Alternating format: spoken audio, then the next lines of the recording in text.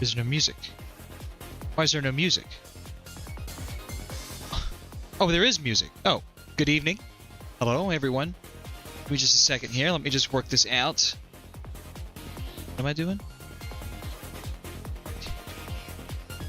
Oh, yeah, that's right. Give me just a second here, everyone. Everyone, give me just a moment.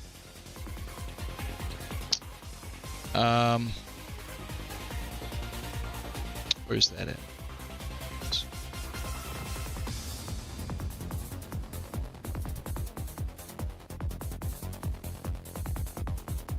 Oh, yeah. Oh, yeah. Let's go.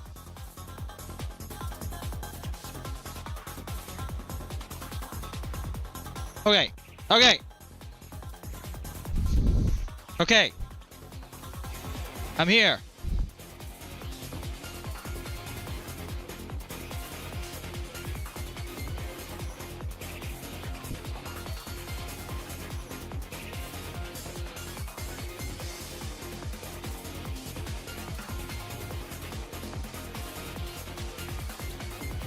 Okay.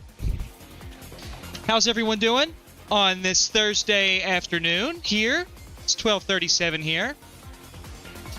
Hope everyone's had a good week. I've had a horrible week for a couple of very few reasons. Now, why is this jumper here? I don't know what that's doing here. I've had a miserable week. Just trying to get all this work done and trying to stay afloat. Doing great. I'm just some things are going on personally that are having an effect on me. Good to see everyone. Hi there, everyone. Sorry, I'm trying to keep up here with the chats. Greg's here. Hey, Greg. Samtron's here. Good to see you. Good to see Daniel Black. Hey, Randy. Omni Slash, nice to see you. It's been a long time. It's been too long. Are the levels bad here as far as the microphone to MP3 music in the background? I just want to know the truth. Just tell me the truth.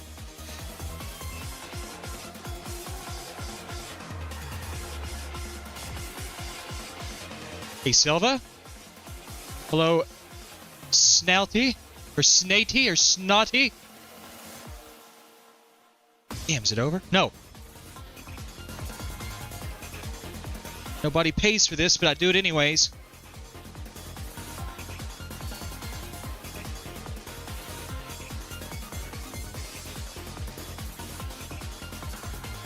Okay.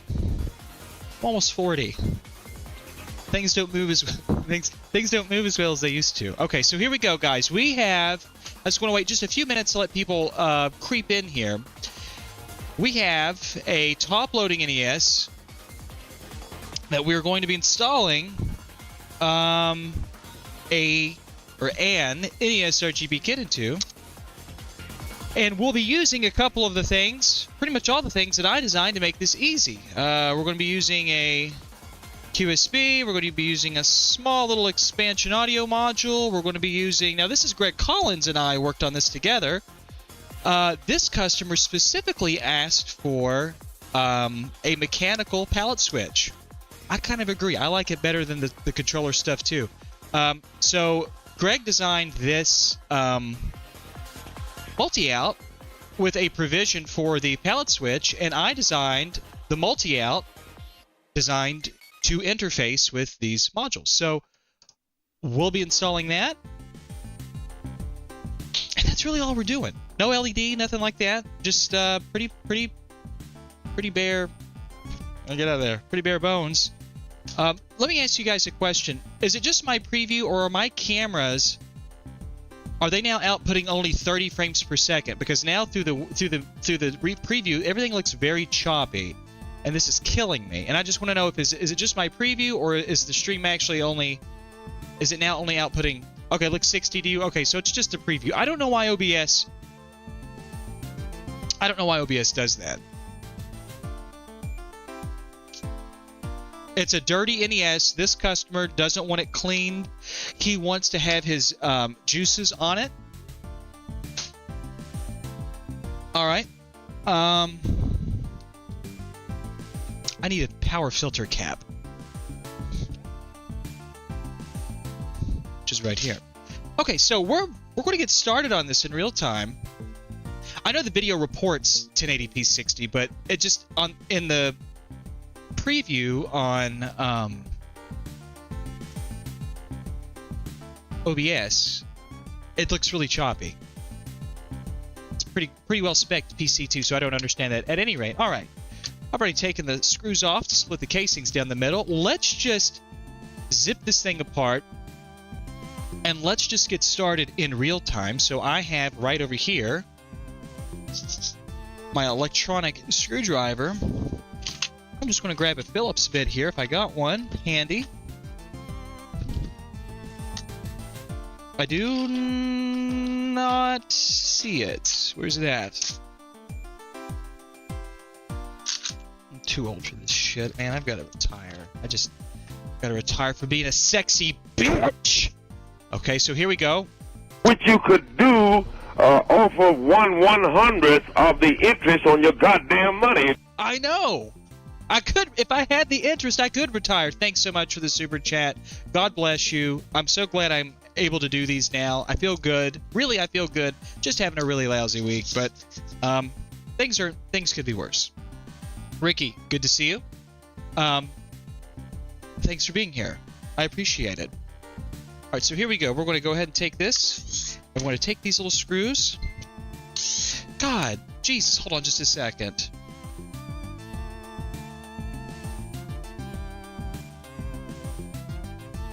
My mom. Okay. My mother. I am not fucking impressed. You know, Riley, I'm not impressed either. Thank you for the resub so much, Zabranoki. I appreciate that. Oh, God, I can't even see right now. Oh, that light.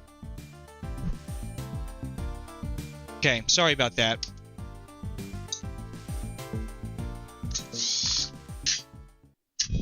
Okay, so NES breaks down pretty easily. We're going to go ahead and de-energize that again just to be super safe.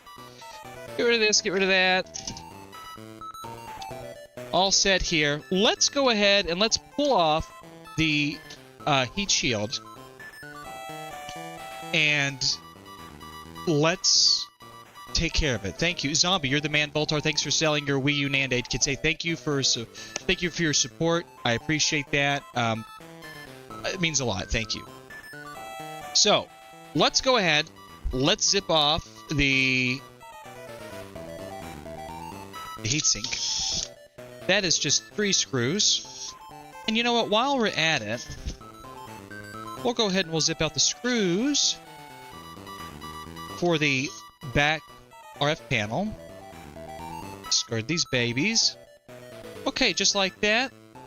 The heat shield lifts off. Let's take care and settle business here with this old power filter cap. We'll zoom in just a bit here. How about that? Solder do I want to use? I'll use some 6040 for this. Okay, so we're just going to come in here. Come. What's wrong with you? Why do you do that? You're such a you're such an idiot. That said hard. I about threw out the hard R, but I didn't. Now I'm going to be very generous. Now watch this. See, it's all, you know. We're getting in here. I don't care. See, there's so much mass on this. It's just soaking away all that heat, and that's why you get these nasty bridges. The NES has a very nice thick ground plane here, so I'm just going to stay for just a moment. Now this is the power input. I'm going to come off that, but I'm going to spend a little more time here. 3 more seconds. 1, 2, 3. Let that big bulbous bulb solder stay there, because I need more mass. I need more mass to plastic, or to make the solder go into a plastic state. Now this is very simple. I'm just going to take our oh, let's see. Can I get you in frame there? That's pretty good. We're going to take our desoldering gun like this. We're going to hover about 2 seconds. 1, 2, swivel pull. There we go. Now that should be free. Notice it's wiggling. Great. Now this is when we're going to spend a little more time on. Come right in there. Don't worry about that excess. Wiggle it around and pull. Super clean. All right. Solder resist did our job, did the job for us. It resisted the solder, and just like that, we pull this cap right out. Beautiful pull. Now we're going to come in here. Oh, my eyes are killing me. And we're going to... I just got a power filter cap. Here it is. Not a big deal here. Make sure our polarity is good to go, like that. Turn this upside down. Same principle. Spend a little time on this anal ring, this annular ring. Notice how it doesn't want to float across. The solder doesn't wick and wet across. It takes so much energy to get the heat on the part so that we wet properly. Now over here we don't have that big thick ground plane to watch. Solder immediately leaches on. Not a problem. I've repaired so many botched, believe it or not, botched power filter cap jobs because people weren't patient. Because people automatically assumed, well, if my dwell time is too long, I'm going to burn up the part, I'm going to burn up the board. That's not true. If your solder's not becoming molten and it's not wetting, the part's not getting hot because the board's not getting hot. That's just physics. But what I am going to do is I'm going to apply some physics in your ass. Got some Q-tips here. I want to clean up a little bit of that.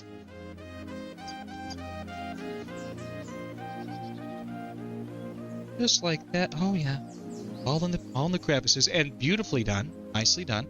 Okay, so power filter caps out. Let's go ahead and let's zip out the RF modulator, and let's zip out the stock backplate. Okay, so here's the thing about this. People fuck this up. I want to talk to you about it. Let's first remove the RF modulator. Now, the secret to removing the RF modulator, I've been talking about this for like 10 years.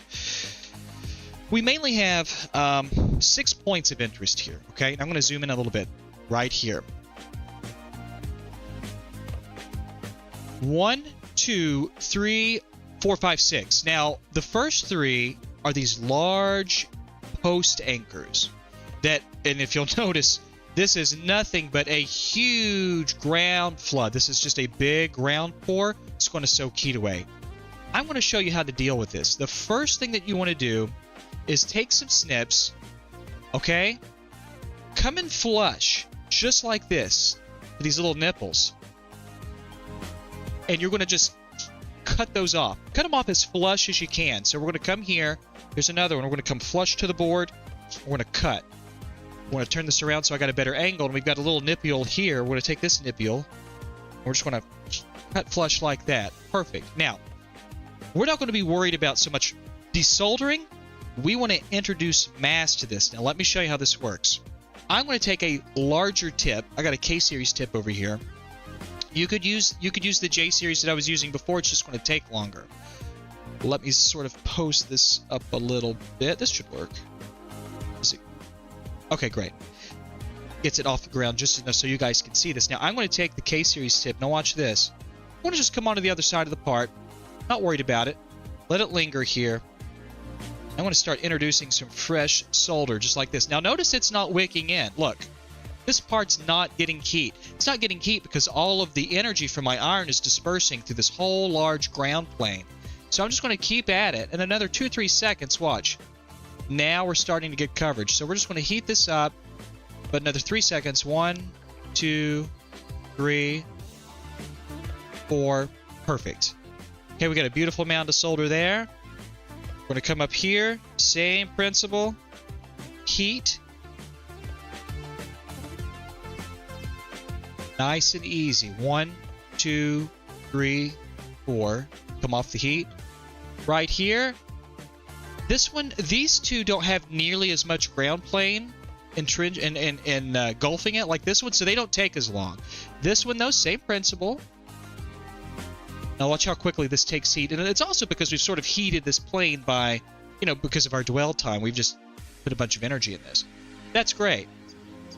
Got a little splash there. That's okay. It's not a big deal. Now we're going to come here. Now these three right here, they take solder no problem. Just come here, do these. Now what I'm going to do is I'm going to take my desoldering gun. I'm going to hold this. Whoa, let me see. Nope. Right here. I think you guys can see this. I'm just going to zip the solder out. Now watch carefully. Very simple. Okay, a few seconds. It's molten. Swivel, pull. Swivel, pull.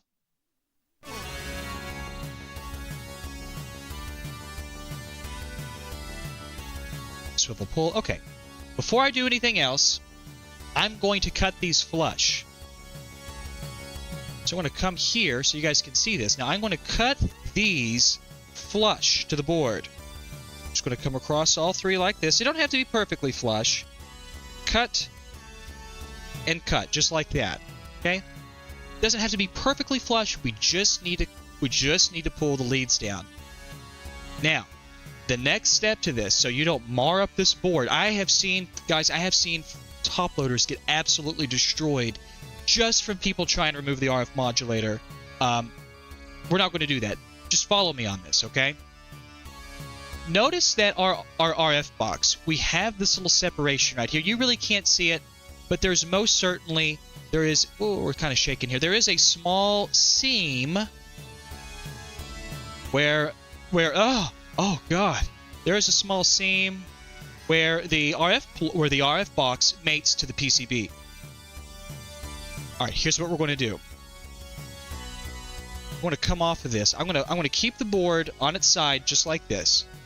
I'm going to put my thumb on the side of this box, and I'm going to be pulling back like I'm trying to rip this away. Okay? Hold on a second.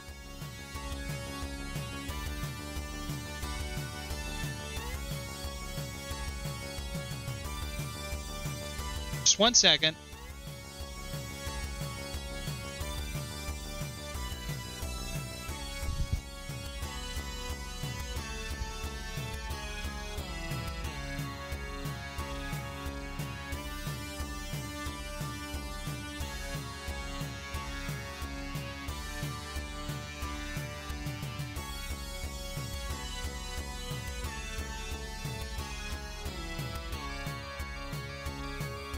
I'm thinking about something. Just give me a minute. Someone asked a very important question.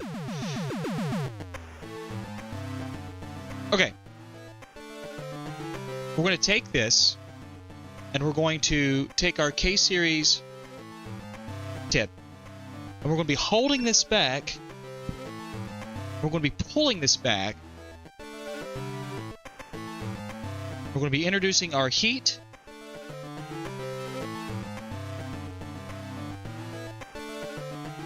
And I'm going to be pulling back just like that. Now watch carefully. Watch what happened. We just increased that gap.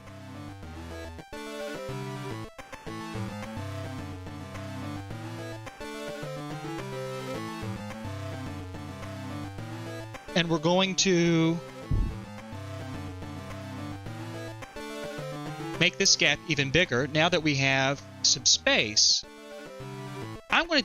we're going to use a little bit of a pry tool here. Now watch carefully. We've created enough space just to get our flush cuts in here. Now this is not dangerous. This is not super like hardcore or anything like that. But we're going to use this sort of as a fulcrum. Now watch. I've got heat on this part. I'm going to pull forward just like that. Boom. We've got an even better gap now, and my hand slipped, guys. I'm sorry. Let me get in there a little better. Okay, this is the trick right here. Come in here with it. Heat the part. Just like that. That's what I wanted.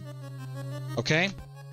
Now, we've got this leg free. The only thing we need to do now... I'm going to pull that out just a little bit more.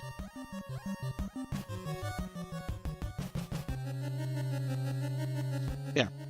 The only thing that we need to do now is we need to come in here to the back. Don't worry so much about this post. Come back to this post. So I'm going to come back to this post like this. I'm going to superheat this. And I'm just going to pull forward a little bit more.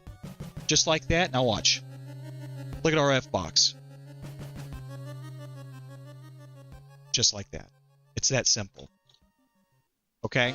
Sorry, it's hard to do that on camera. I'm sorry about that. Give me just 1 second, guys.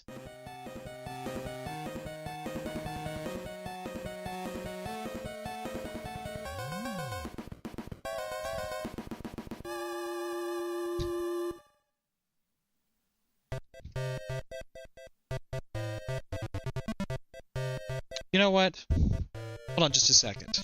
Hold on just a second, guys. I'm sorry about this.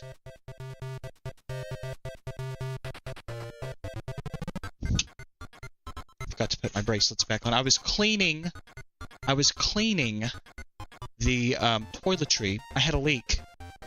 My bidet leaked. I have a bidet. Sorry, guys. I'm kind of all over the place today, but I have a bidet. And the bidet leaked. And it made a terrible mess.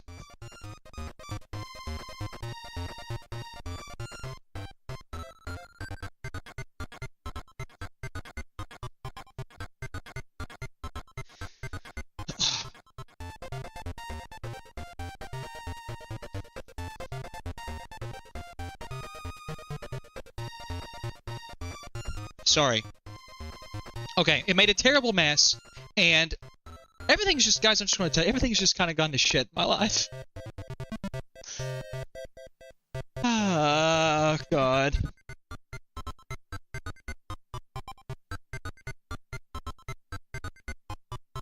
I haven't been. I haven't been doing very well this week.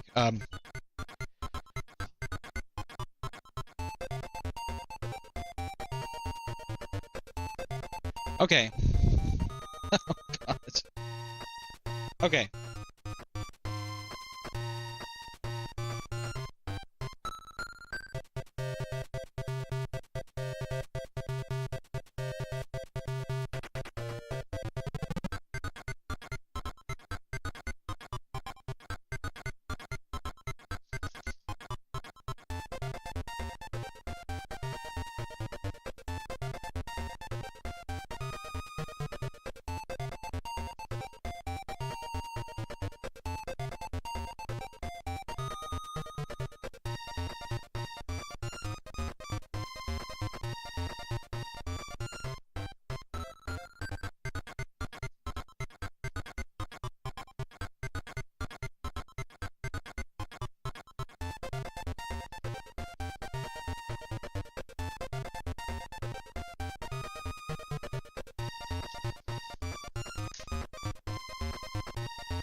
Here we go. Sorry.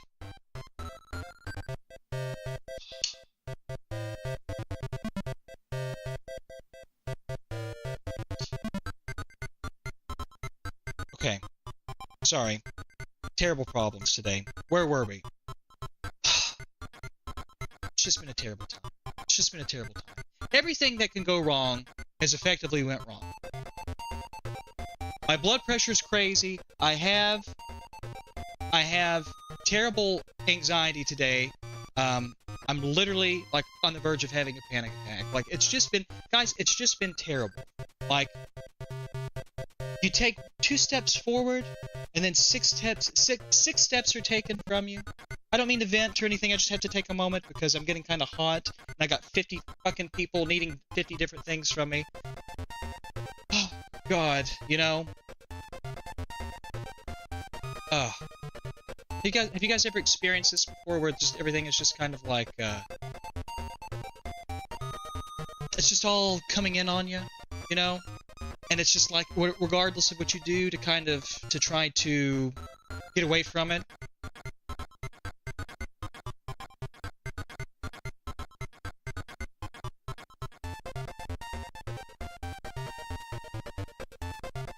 Oh, no, I'm fine. No. I don't want to take a break. I enjoy this. This is what brings me joy. Talking to you guys, having a good time, and imparting techniques and imparting knowledge. But there's always somebody, or there are always bad actors out there. Whether that's in your personal life, whether that's in the virtual world, that just they only want to see it one way, and they don't want to recognize that there might be other perspectives to things. And it's just a lot of bullshit. Like, there's just a lot of nonsense. That can get overwhelming at times. And it really does take its toll on you. And it really burns you out.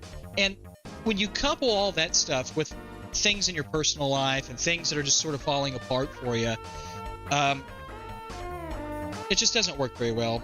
And it just creates problems. So this is a great escape for me. I don't mean to go off on a little tangent here, but I just want to say this stuff is a fantastic therapeutic release for me, and I really enjoy it. And I'm sorry I've taken 10 minutes to talk about this and to kind of have a bit of a little breakdown here, but you know, it's just you've got to. It's sometimes really hard to drown out all of the noise in your life and just to do the things that you enjoy. I love doing this, and I don't know, man. It's just, God. You know, I have a very good friend of mine who's very upset with me for reasons that are, I don't know. It's very hard.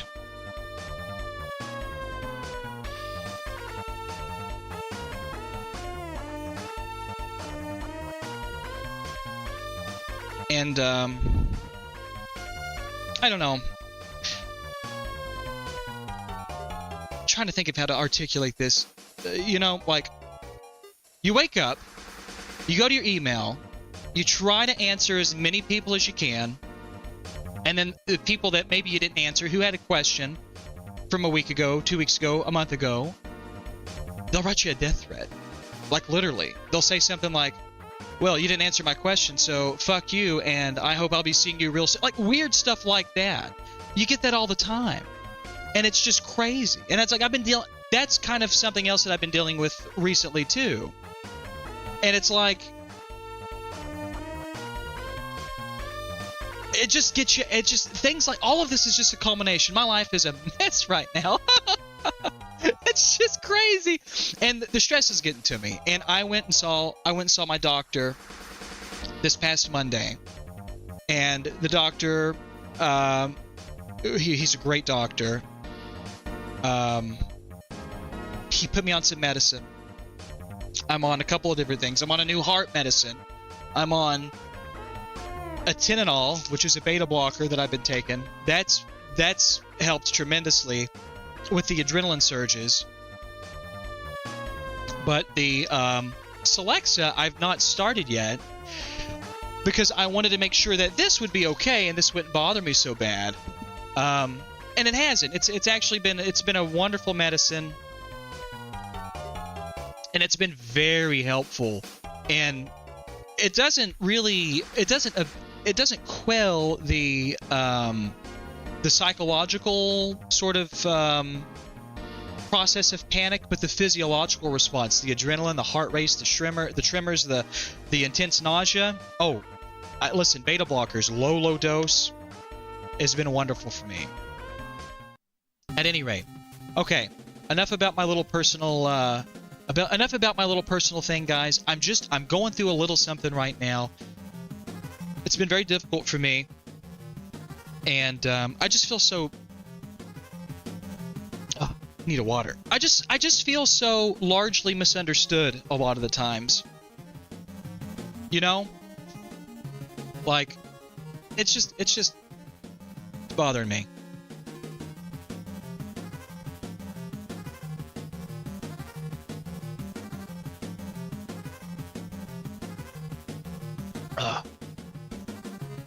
Okay, anywho, thank you guys for being here. I feel good. Honestly, other than having a bit of a meltdown today, I do feel pretty good. So I just wanted to vent a little bit about it. I'm sorry I did that.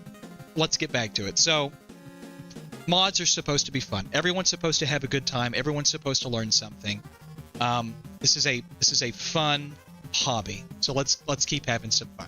All right, we removed the RF modulator. We have a few little things here to take care of. Now, you'll notice that we have some excess solder. Usually that just flicks right off like that. That's not a big deal. We need to remove the back plate. Now, the back plate, I've seen people tear these out too. You don't have to do that. Flip this upside down. Come right into here. Okay. Pull this in. Okay, the the back plate, once you remove those two Phillips screws, it's just held in by this DC solder input. Just heat both ends like that. Off you go to the races. That's off. And the plate comes out just like that. Now, we're going to be replacing that. And, ooh, I better get our replacement. I need a replacement power input jack. a DC input jack. Where is they? Give me just a moment here.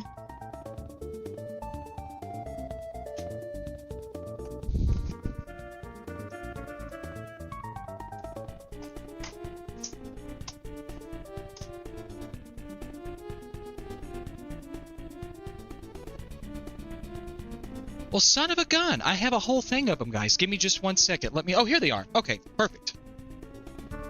All right. You guys want to see something interesting?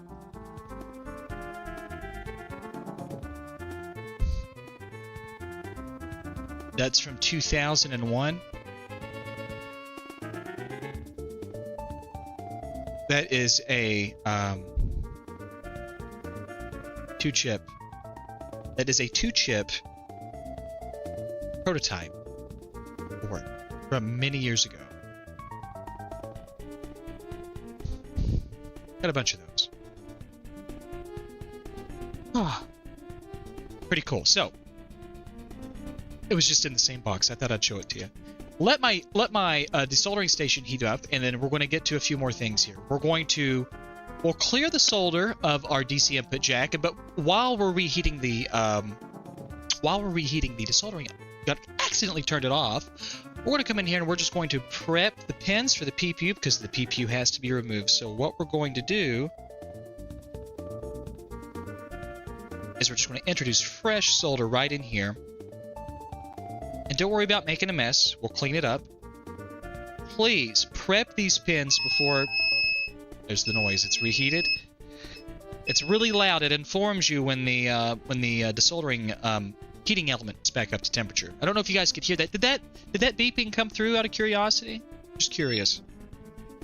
But I've repaired many NESRGB kits since about 2013 because I'm sorry about that being loud, because people just assumed they could just take their desoldering gun or desoldering pump and get straight on the joint.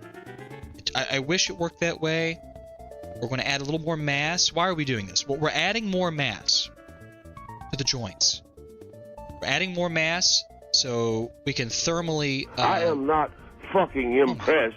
Oh my gosh, I feel that modding is relaxing so much. I do the same. I'm still a little bit shaky. Listen, man. Thank you for thanking me for my videos. Thank you for enjoying my videos. And I agree with you. Soldering and modding should ultimately be very therapeutic. Let me just make another pass here. It should ultimately be very therapeutic, and it should be something that is like putting a puzzle together, or making a painting, or doing a drawing. It should be almost cathartic for me.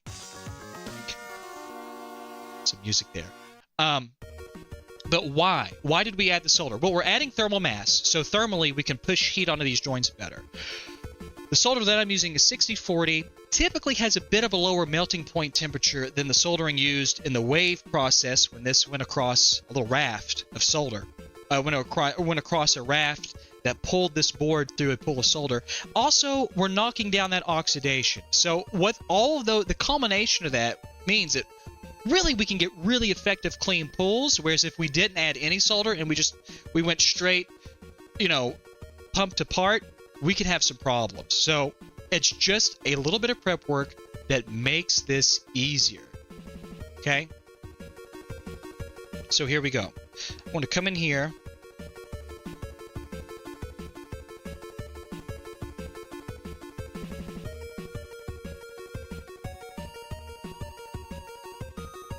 Oh, no, did a terrible job on that. And that happens sometimes when you don't wait long enough. So we're going to come right in here. I want to add some heat, and I want to add some solder just like this. Turn my nozzle by about 30 degrees, 40 degrees. Now watch, I'm going to close this up. Watch. Boom, boom, boom, boom. Get it right on top of it. Wait 3 seconds. 1, 2, 3. Pull. Clean as a bell. Now, if you want to, you can go right ahead in here.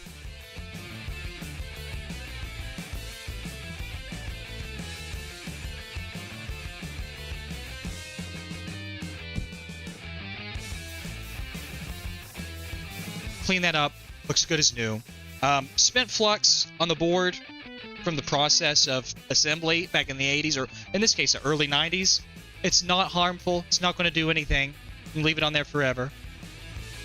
So don't worry too much about like the factory stuff. You don't have to take it off. All right. Okay, so now we're going to remove this, and it's very simple. We're going to take our desoldering gun, and I'm just going to come right in here.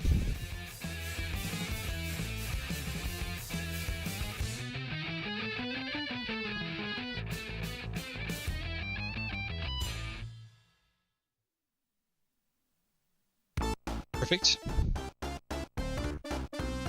Okay, wait 2 seconds. Swivel pull.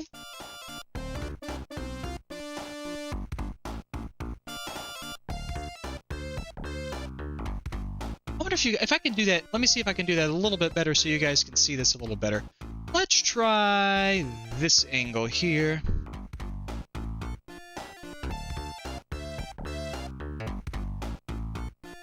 Wait a second. This might need to be cleaned. Sorry, guys. Hold on just a second.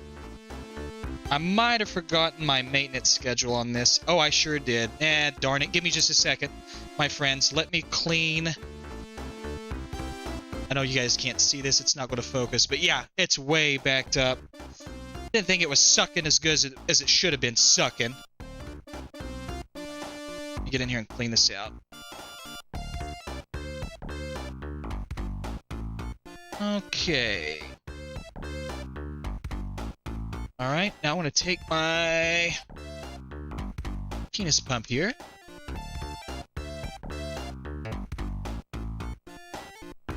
Always, and that's another thing. People, you've got to maintain, do as I do, not do as I say, not as I do. You've got to maintain your equipment.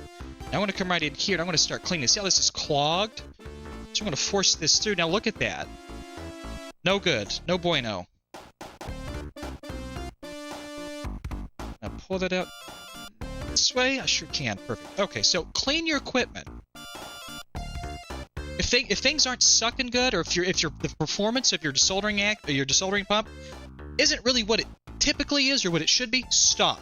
Stop. Don't go any further. Clean this equipment. It's worth it. You don't want to get in a situation where you persevere and you push through and you fuck up your stuff.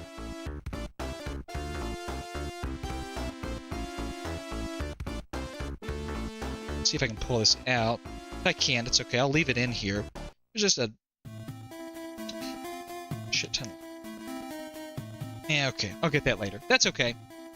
But don't sit around and don't let your equipment get into operate basically in a state of failure, and then try to push the equipment and then get mad at the equipment when it doesn't work as well as you think it should be working. That never works, and that's a recipe, that's an absolute recipe for disaster.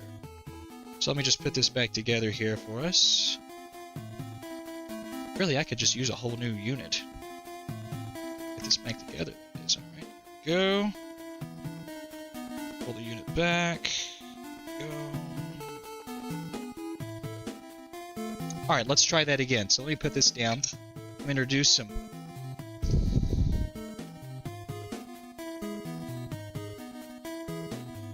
Okay, let's see if that made any appreciable difference here. Appreciable.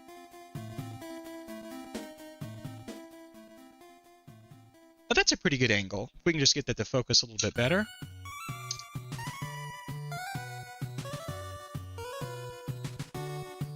Oh yeah, now look at that. That's perfect. Now we're getting some proper suction. Watch carefully. Boom. Clean your equipment.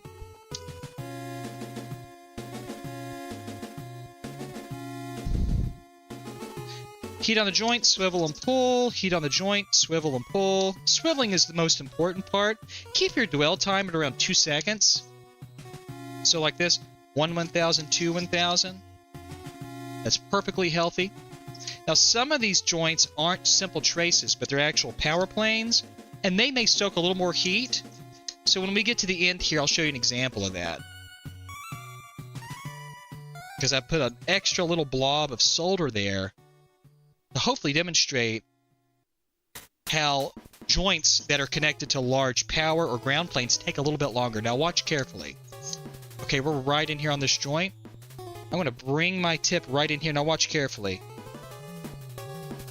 Wasn't even connected. Why wasn't it connected? Because there was just not enough heat. Now I'm going to wait about 2 more seconds. 1 1000, 2 1000. Pull. Perfect.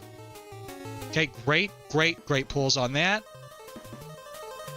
And when we get done here, I'm going to show you guys something.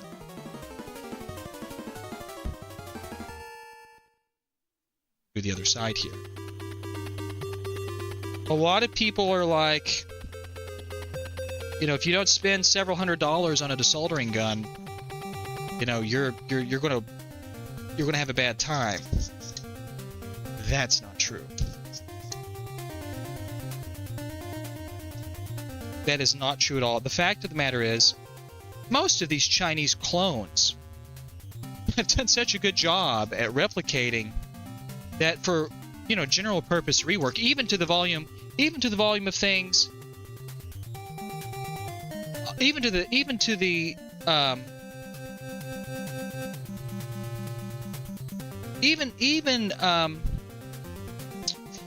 volume in which I work, it's not that big of a deal. You don't have to spend a great deal of money on equipment.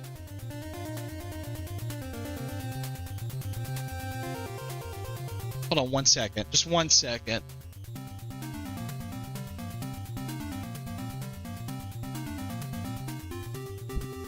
Just 1 second.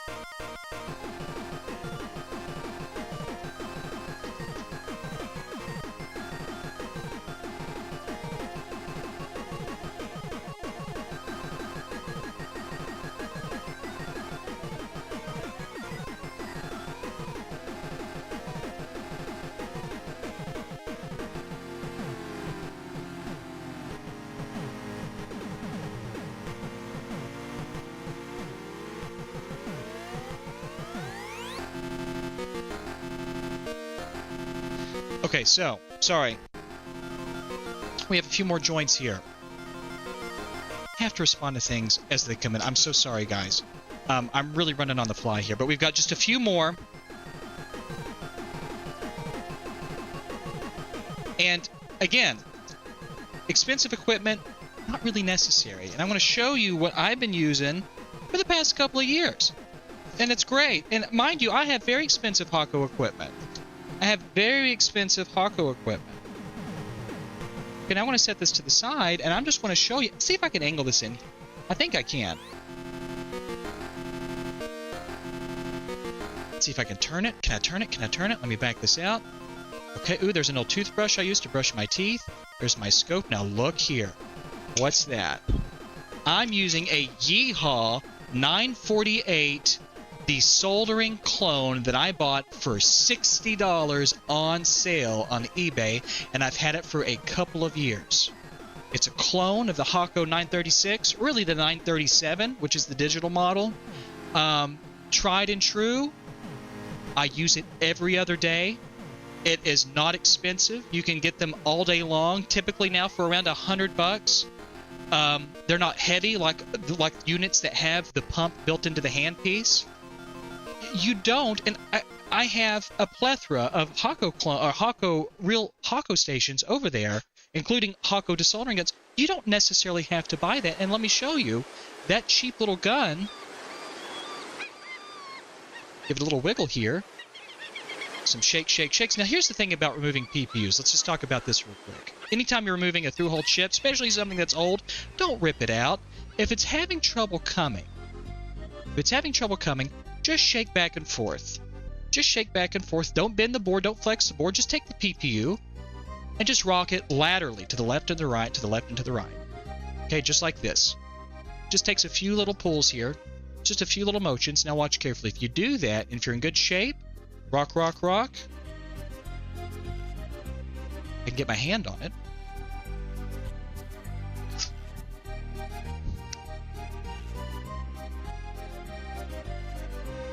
Hands are slippy.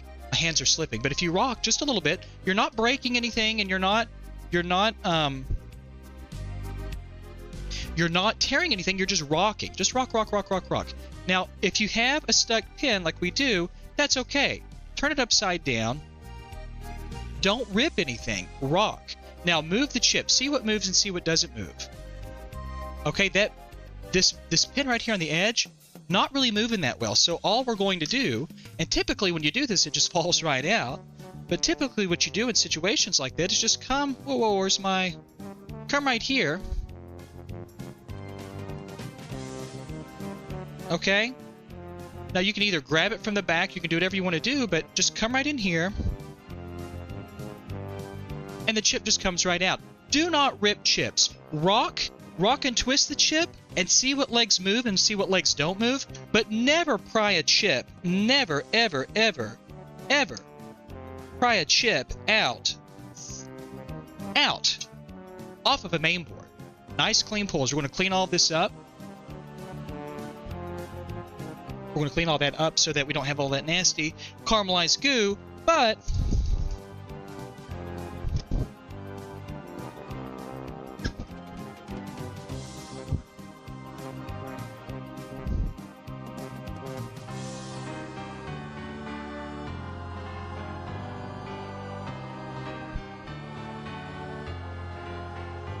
okay, we're going to inspect our joints here.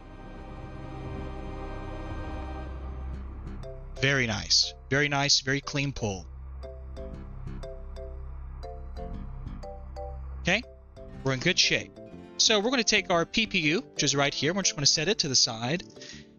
And now we're going to start putting together, well, the first thing, we're going to start, before we put the PPU or the NESRGB kit anywhere near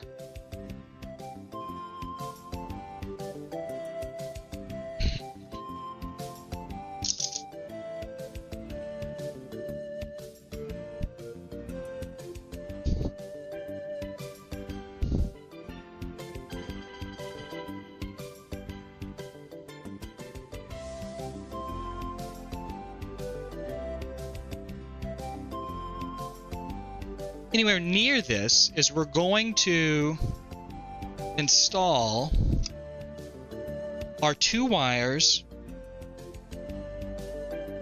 that will handle better audio. So those are installed to pins 1 and 2 of the CPU.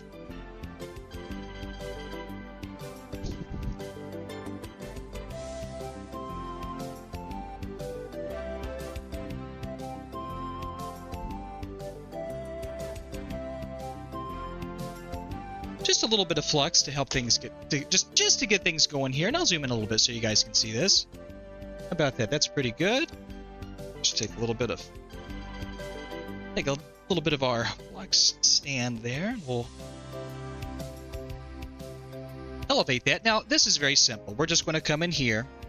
I like to attach our audio leads right here. I realize you guys probably couldn't even see that because my big ass hand was in the way. I'm sorry about that.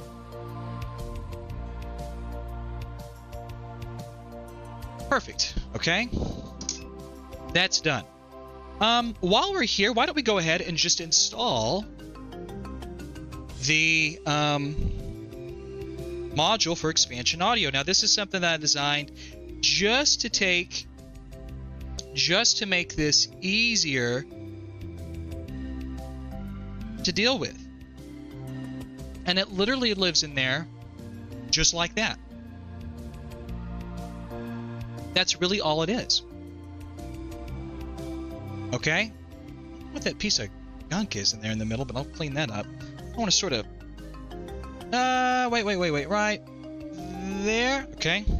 So, this is the expansion audio. Now, this is what will allow either real Famicom cartridges or EverDrives and Power Packs to work. Come on. Oh, I didn't even get that. Okay. Well, I'll take care of that. This is what allows expansion audio from EverDrives and Power Packs and... Beautiful. And even real Famicom cartridges with a converter, with a Famicom or NES to a 72-pin to 60-pin converter, allows that audio to function properly. So here we have it. Okay. And this is another thing that I released and I gave away for free. Anyone can use these. Okay, and I got a little bit of a conductor here. I'll go ahead. What is that? What is this? Just some sort of debris in here? It is. I don't know what the hell that is. Okay, so we're going to take a little bit of a conductor, a little piece of a conductor that I've already kind of pre-tinned up here. Okay. Whoops. And we're just going to come right in here.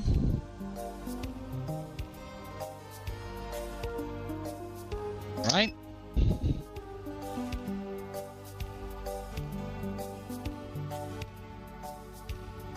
Okay, so that looks great. That's exactly what we were wanting. That's exactly the result we were looking for. Okay, we're done with that. Let's flip this back around, and I'll tell you what. Why don't we... Do we want to... I'll tell you what. Before we do the NESRGB actual module, let's go ahead and let's install the new multi-out. So we'll get that ready. I just need... Oh, Lord, what do I need here? I need...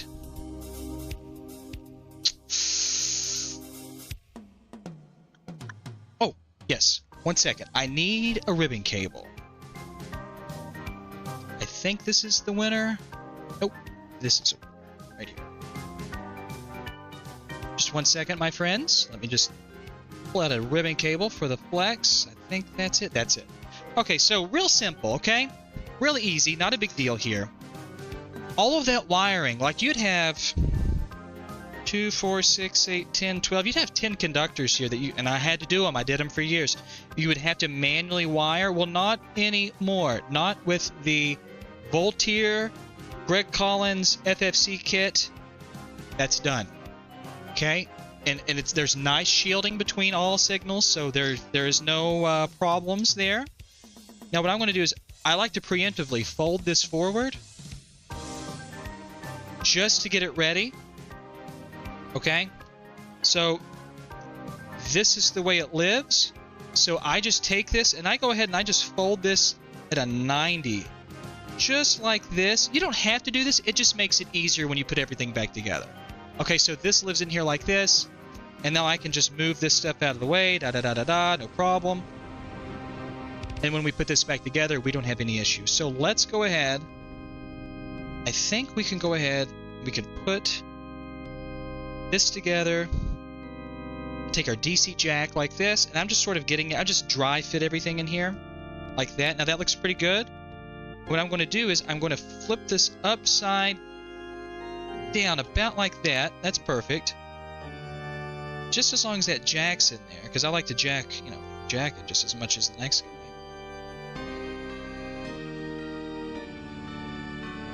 Okay.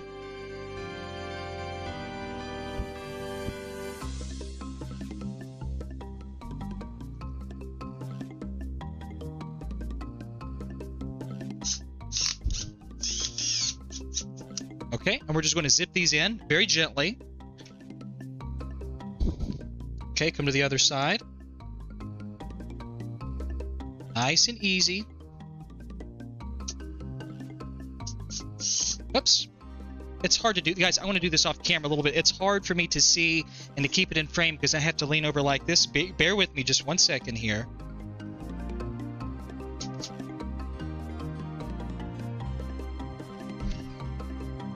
Perfect. Okay, so now we've got our screws in here, and the nice thing, I remember correctly, I think either I made this edit or Greg made this edit. That's Laser Bear Industries. I don't think that we had to have the DC jack roughly in place. I think we provisioned, or I provisioned, or he provisioned, we edited this model so that there's just enough height in the opening to where you can still feed this through, and I think that's the case, from either the back or the front, and you can get it in position. Greg, if you're here, you can correct me on that, but yeah, so you can come through the back. There's just enough height, and we can get this lined up pretty nicely. So I'm going to sort of eyeball this, get this in alignment to what I like. Now, I like that. I think that looks pretty good. And I'm going to come off camera again. Sorry about this, guys. Whoops. And I'm just going to, take my solder. I'm using gravity to hold my solder in place just so I can sort of lock this in.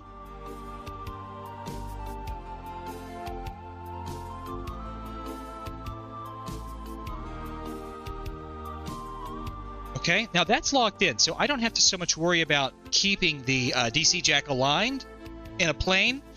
I've got it held in. All I'm going to do is come in now with my little J-series tip that might be a little too small for this, but not really because the heat's up on this thing.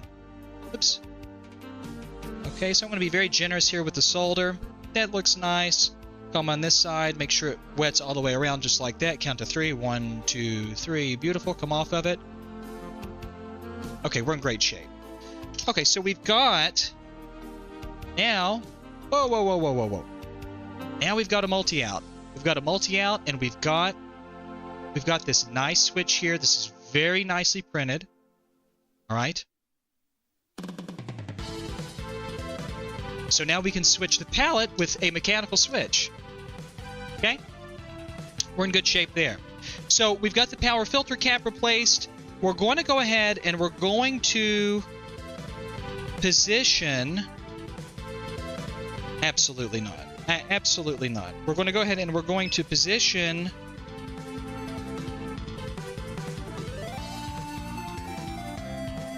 our heatsink in place, and I'm going to go ahead and zip this in, making sure that everything else is accounted for.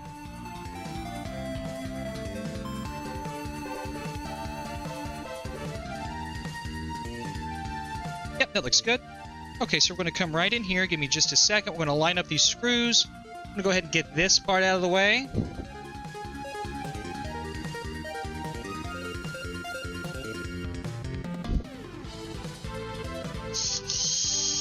Oh, nope, way off the mark.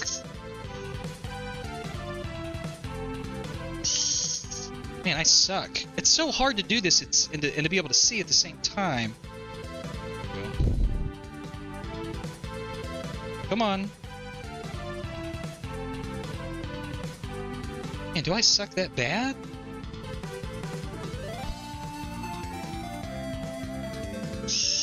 Perfect. Okay.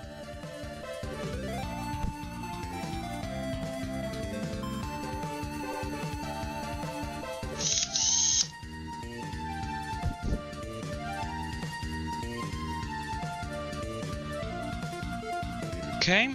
Now, there are a couple... let me think. How do I want to do that? Do I want to run that?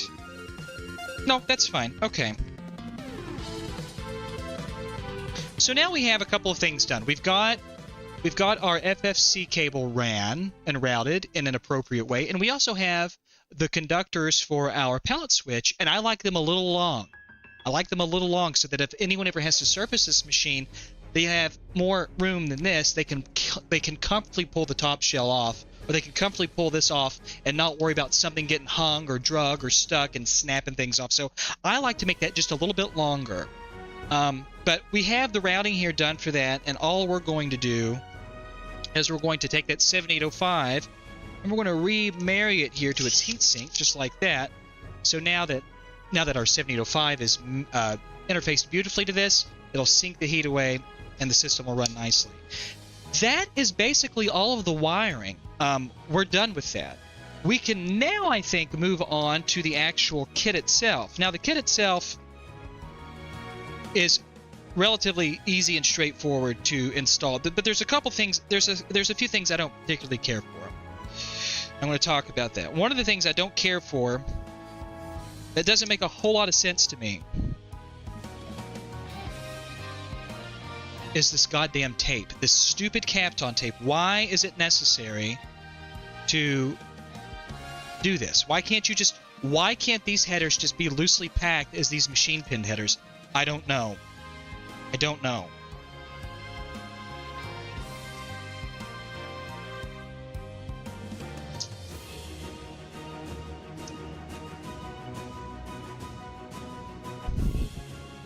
Okay.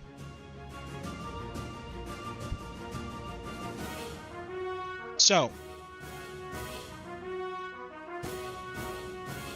where is the adapter board? How does this work? Well, it's very simple. The adapter board moves the NESRGB kit over to the left so that it's in line with the board. Otherwise, the kit would come out of the side of the top loader. We have to header the NESRGB kit to this interposer, or to this adapter board. Here's the NESRGB kit, because, again, we have to move it over to the side. So a lot of people, including me, I've done this a lot in the past, is I've messed this up. I have gotten the order wrong, because if you get the order wrong, you can run into a situation where you have to take everything back apart, because once you start sandwiching and hard soldering this together, you can't easily disassemble it. So the best way to go with this is to take the kit and put it so far in your ass. No, I'm just kidding. Take the kit, line it up just like this. Okay? Now we're going to take these pins. I'm going to cut them flush, because well, I don't know if I have to do that necessarily because of the way I'm going to do this. Let me see. I'm going to do it this way. Okay, so I'm not going to do it that way. All right, what I'm going to do is I'm going to take this and I'm going to start soldering some things together. Okay? I'm going to zoom in here. And I'm going to start by soldering the adapter board to the NESRGB kit. This is very simple. I'm going to use my knife edge tip to make quick work of this. I hold this in there just like that. Sorry if there's a little shimmer on this.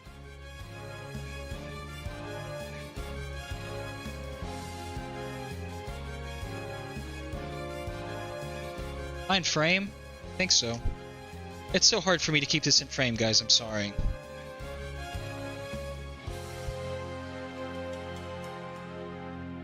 Okay, I'm just going to come down the line here, get some heat in these joints. There we go. I think I'm somewhat in frame now. Okay, I'm just going to make some back and forth sweeps here. Make sure we've wetted beautifully. I slipped, because I'm trying to hold this in frame, and it's very difficult to do that.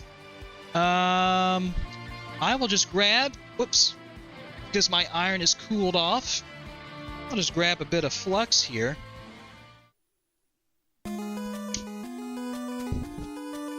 Just come right in there.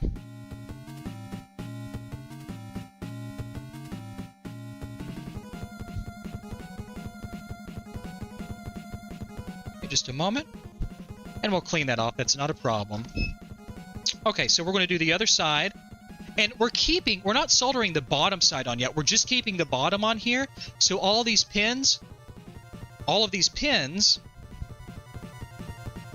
stay. Let me clean this up. All of these pins will stay in alignment. So if you don't have this on here, what you have a tendency of doing, and as I'll demonstrate this, if you don't keep the bottom plate on here and you're soldering you're freehanding these headers, what you have a tendency of doing is, if we put this back in here, you have a tendency of getting these out of plumb, meaning that they're angled like this, or they're angled like that.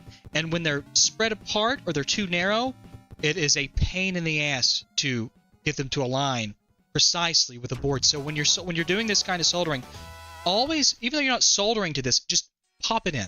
Pop it in, that way we can maintain alignment. Okay?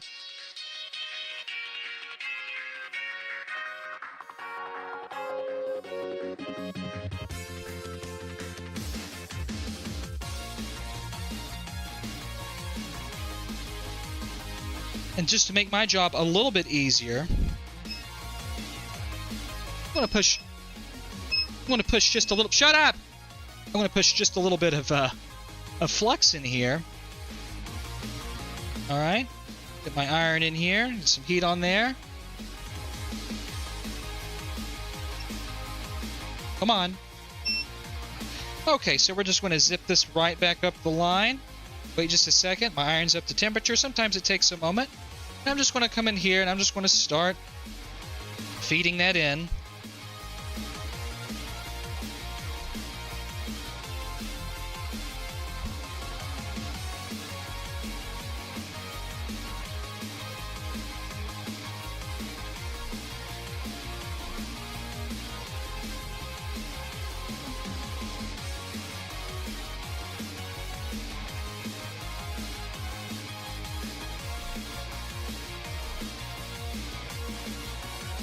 Perfect. We'll inspect those joints. That's what you want. That's what you're looking for. Super clean. Okay, so now we have that handled. So I'm going to remove this. And I'm going to go ahead and socket. That's right. We're going to socket the PPU on this. I don't always do this. I don't socket anything. I'll just tell you. I don't socket anything. I hard solder all of this shit together. And that's for the simple reason that I want to make sure that this stuff lasts. And it's hard to do that when you socket things, because shipping and other things really, really, really can cause all of this stuff to dislodge.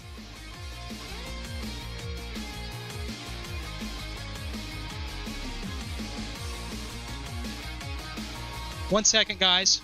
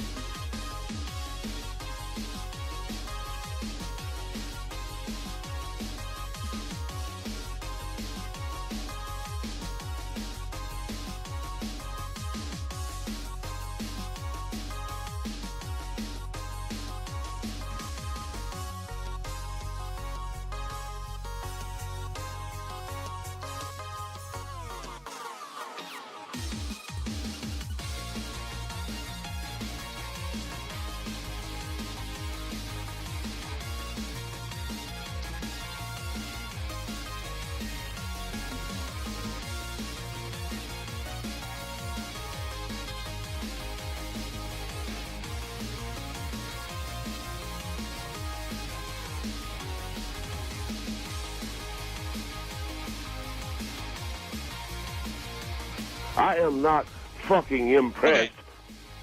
Error. Thank you so much for the super chat. God bless you. Anywho, sorry about that, guys. I still have to deal with things. I still have to work business. I still have to work the business. But, what was the last thing I was talking about here? Oh, socketing. Yeah, socketing. You know, socketing's great. The only problem with socketing is at no fault of your own. Things can get unapologetically just wrecked in shipping. And so therefore, again, no fault of your own, things can become decoupled, or as we say unsocketed. So it's one of those things where if you're going to socket it, like, understand that there's the possibility that things might go awry. But there are things that you can do. There are certainly things that you can do. And I'll show you a few tricks, especially with the NESRGB kit, that greatly mitigate that. And dare I say it, one of them is a very, very, very, very old trick that incorporates hot glue.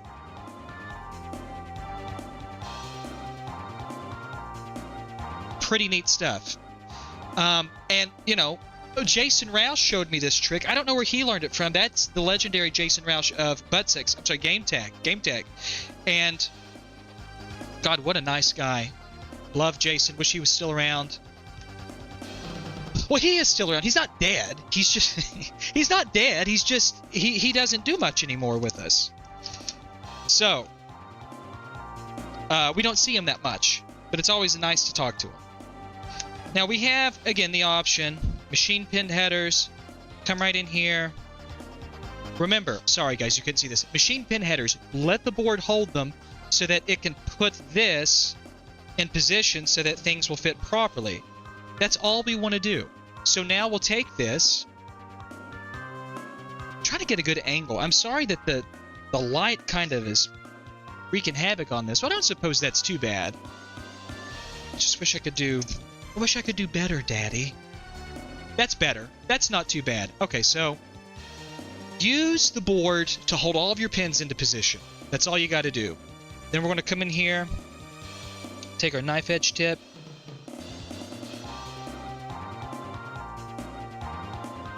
nice and slow, like a caterpillar. Take an inch, go back an inch. Take an inch, go back an inch. Take an inch, go back an inch. Don't have to be fast. It's not a race. Now, when you get to the edge, I like just to take the board and I like to come right back up to the front, just like this. Using what solder I have left on the tip as a carrier, and look at that. Perfect. We'll repeat that for the other side. I always start by introducing fresh solder, advancing and retracting, advancing or retarding, advancing and retarding. Okay?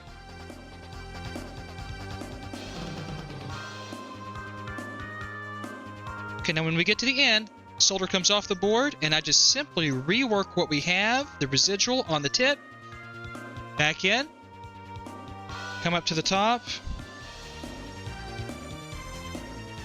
finish it off like that. Okay? Very simple. We're good? Hey, Scott. Nice. I missed you, Scott. Nice to see you. So our soldering here, we'll just closely examine this. Looks fantastic. Looks absolutely fantastic.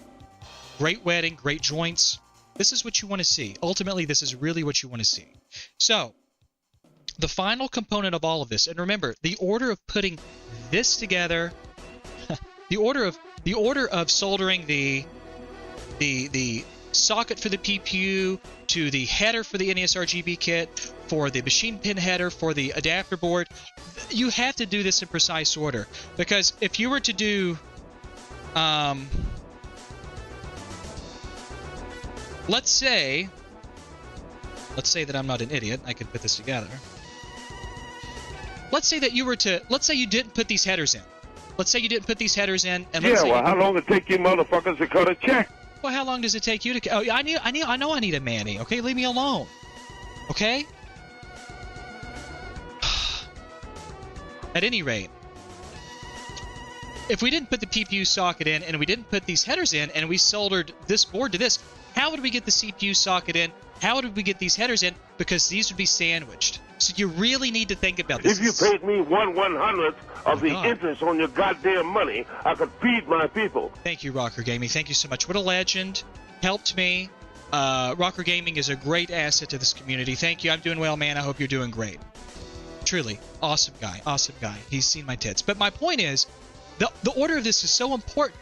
Because if you do this in the wrong order, all of this has to be desoldered and it all has to start from scratch. Okay? So that's how that works. Now, the final step here in all of this is to take the adapter board, affix it to the headers, which was the first thing that we installed like this. Okay?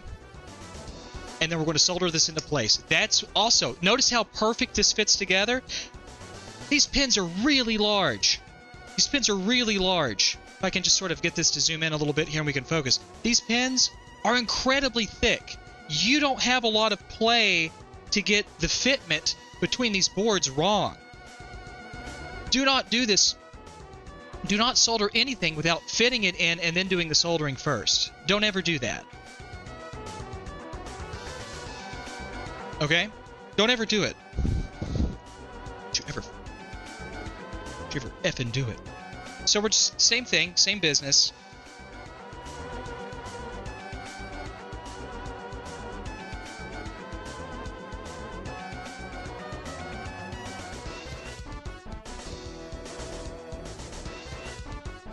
Give an inch, take an inch.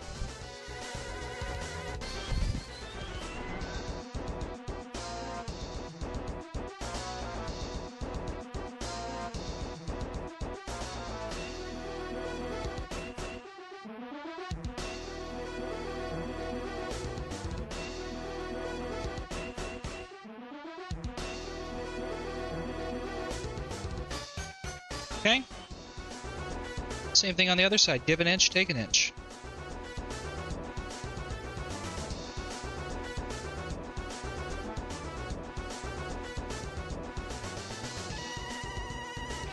Oops.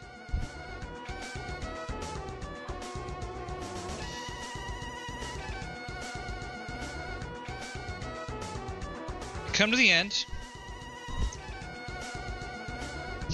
Dude. Uncle Buddy. Need to call him later.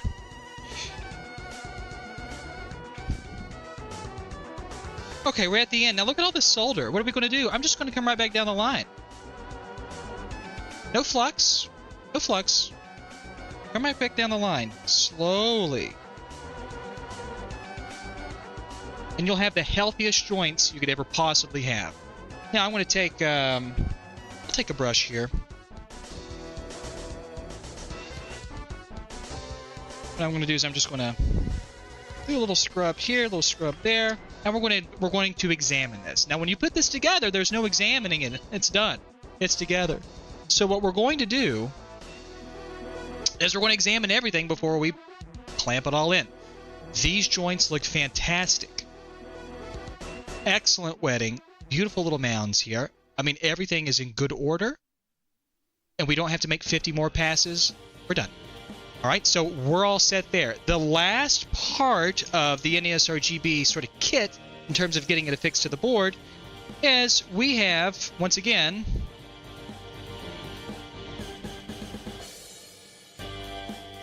a socket.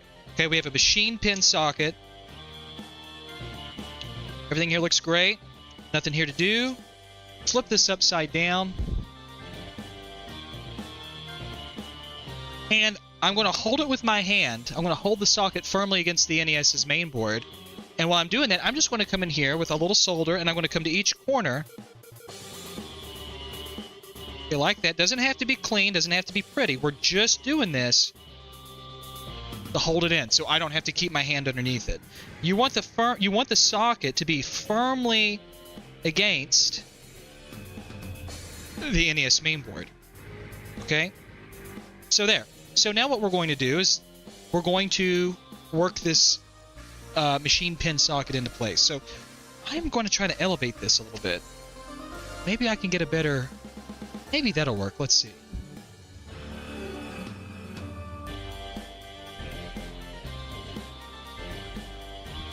Yeah, that looks good. So what we're going to do...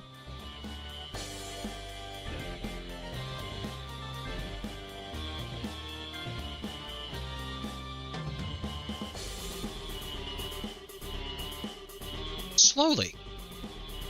You don't have to be fast. Sure, you can come in here. Look, you can come in here and work this quick. Absolutely. But it's better to be slow. You're not going to burn anything up.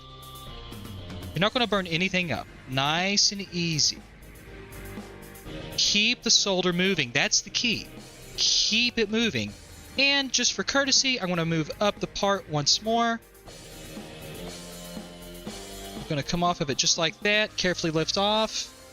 Boom goes the dynamite. Once more here. Let's come onto the other side of this dip socket. Oh, God. It's so therapeutic. You know, this is really, honestly, people think that this is like a tension creator. Not for me. To me, this sort of thing and talking to you guys about what I'm doing is really a tension eliminator in a lot of ways. Sometimes it gets tense, but really it's just, to me, this is very cathartic.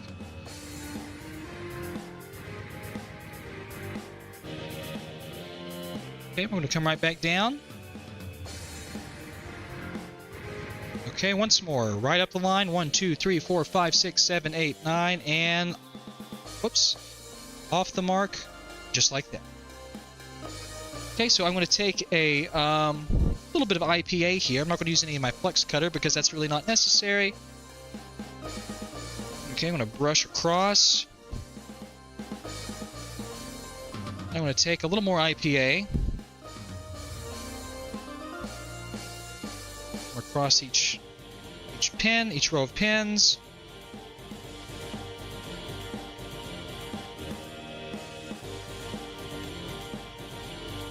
I want to examine these. So let's move this out of the way, and we're going to look.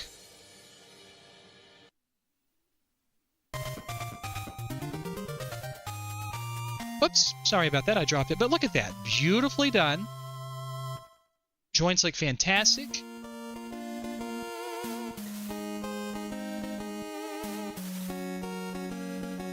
Okay, we're in great shape. Nice and clean, beautiful joints. So we're now able to flip this over. Okay, we are socketed. We have all of the provisions for our expansion audio, for our upgraded audio, our mechanical palette switch, our flex cable. We're not doing an LED. The customer doesn't want an LED. That's okay. All we have to do now is put things into position. So what I'm going to do is I'm going to move this out of the way. And I'm going to set this in. Now watch carefully. We're going to put this in the sockets. We're not going to push down first. Look carefully. Let me show you what's happening. Okay, we're going to take the NESRGB kit and we're going to very carefully make sure it's aligned. Not just in the front, and you guys won't be able to see this, but I'm going to check the back too, and it's aligned. Do not try to clamp or seat the NESRGB kit into its socket until you've made sure to the best of your ability that it's aligned. When it's aligned, come on one end of the socket, which is about right here with your finger, and on the other side, come to about right here with your finger and push evenly, and you'll get a nice biting clamp. That's what you want. Okay? And we're going to put this back down. And we're going to take our PPU, which is right here, and we're going to put it into position. Now, mind you, do not reverse this. Notice right here we have this little notch in the silk screen. Right here, you see it in the silk screen, and we've got the notch here. We aligned our socket to the notch. Well, our chip has this notch too. This is just this is a reference designator for orientation. Do not put the PPU in backwards. Do not reverse bias the PPU. Please, God. Don't do this. Don't do it. Don't you do this. All right, so what we're going to do is I am going to take the PPU, same principle. I'm just going to line it up, sort of get everything here going. That looks good. Now I'm going to come to the other side and make sure all the pins on the other side are somewhat lined up because they need to fall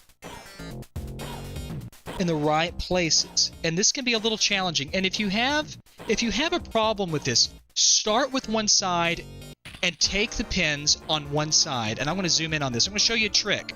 If you kind of get your pins a little warped during removal, take one row of pins and take one side of the PPU. All you need to do is focus on aligning the PPU, this side of the PPU, with one side of the pins, just like this. Work it around a little bit, make sure it's all in position, and that's perfect. Okay, great. So now I'm going to pull this up very gently. Where's my, what'd I do? Oh, here we go. To help me a little bit, I'm going to just grab this with some tweezers, and I'm just going to pull up a little bit on each side.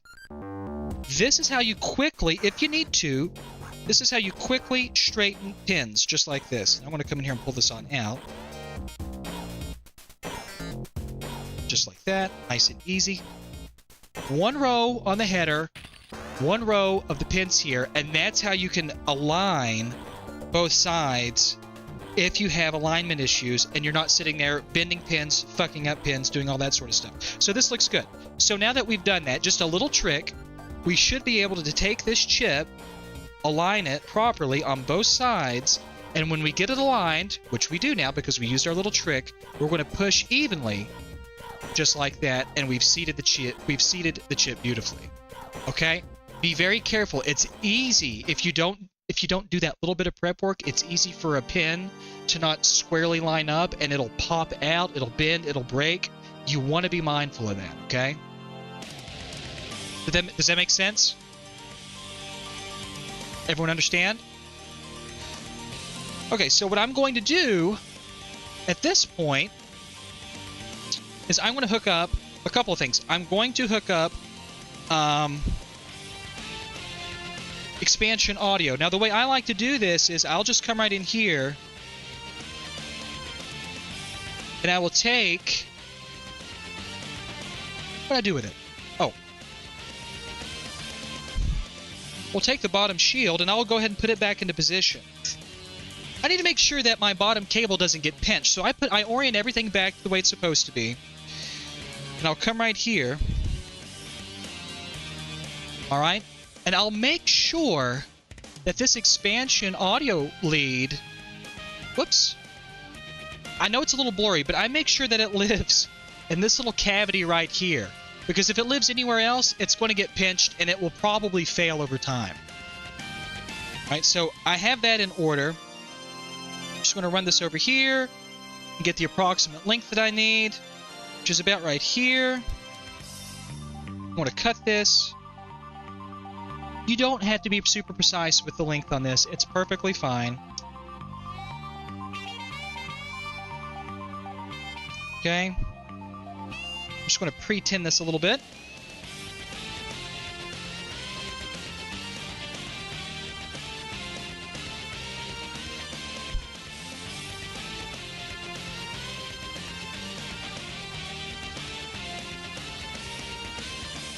Okay.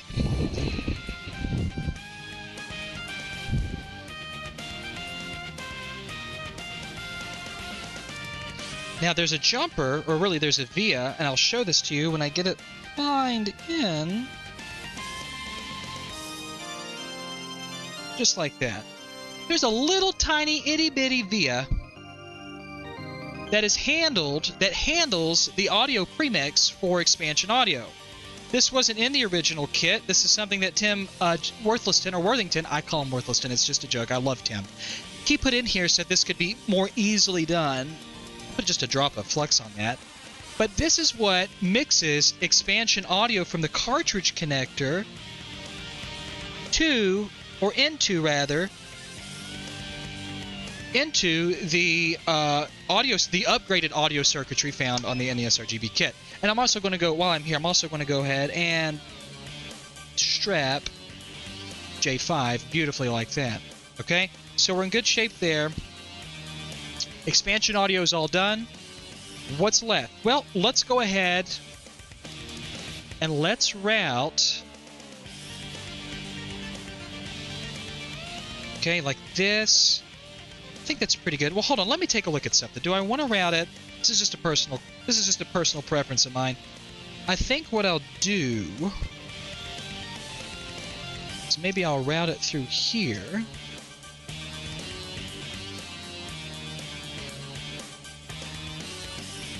I'm going to change the routing of this just a little bit here, just so that it's easier for me to deal with. Yeah, that's better. So I'm just changing the routing for the pallet wires, so they're just running across on the heatsink here. You can kind of see what I'm doing here. That's sort of my thing. So I've got the pallet conductors here in a good shape. I basically know where they're going to live, and I don't care about this excess at all. I'm going to keep this excess in here in case something happens and I need to fix something. So the excess is here to stay. What I'm going to do is I'm going to start strapping these like a strap-on. Actually, you know what? I'm going to redo this because I messed that up. We're going to cut some of this down. Okay, we're going to use about that much conductor. That's fine. That's plenty of room to get in here if I ever have to manipulate or someone has to manipulate something. Okay, we're going to strip those. We're going to quickly tin them, and then we're going to zoom in here, and I'm going to show you. You know, I love because the NES doesn't operate in what would you call the RGB color space or the RGB video domain.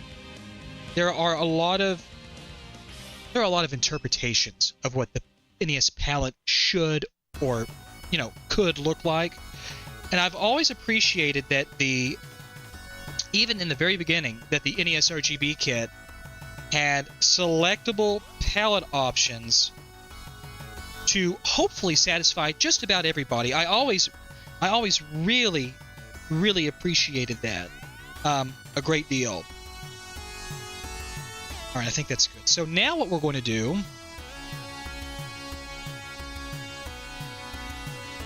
okay,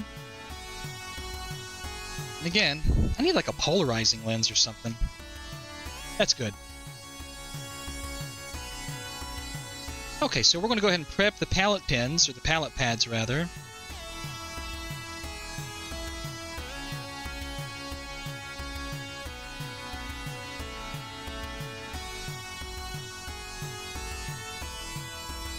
Okay, we're looking good.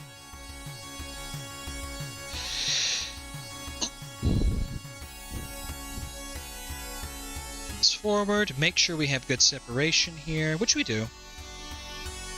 Okay, so what I'm going to do is very simple. And we'll add... Hold on. I'm going to add just a little bit of flux here to make my job a little bit easier for alignment. That's good. Great. Okay, so we'll go ahead and we'll position these. I'll use my tweezers to kind of help me along. That's pretty good. Okay. Center this a little bit more in frame so you guys can see. This is very simple. So we've been doing it this way since the very beginning of this kit. Bury that in there like that. That's beautiful. Come in here and grab the other conductor. What is that?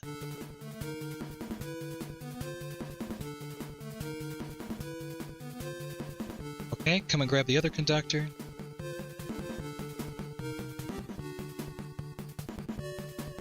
Just like that, okay? Super clean.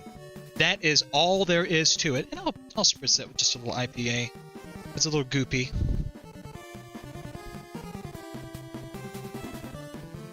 Okay? That's all that is. Very simple. Very clean. Okay? Get that out of the way. We're in good shape there. Now, a few things here remaining.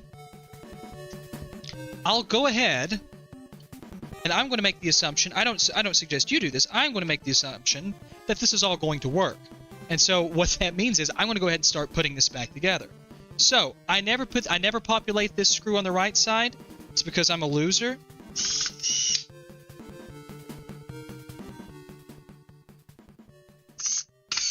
Okay.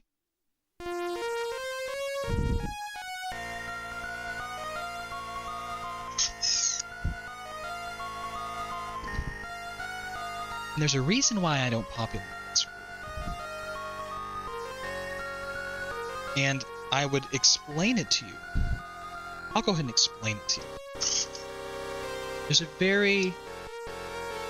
a very sophisticated reason for why I don't populate this screw down here, and it's simply because you would be surprised by the amount of people who decide they want to open up a system and get in there and take it apart and meddle with things. And then something happens or something breaks or something stops working, and they want to blame you for it. Well, that little screw not being there, or something being sort of in the wrong place, let's say, or not being in a place at all, lets me know if, you know, it's just another little cue if somebody's been mucking with things that they should be mucking with. Make sense?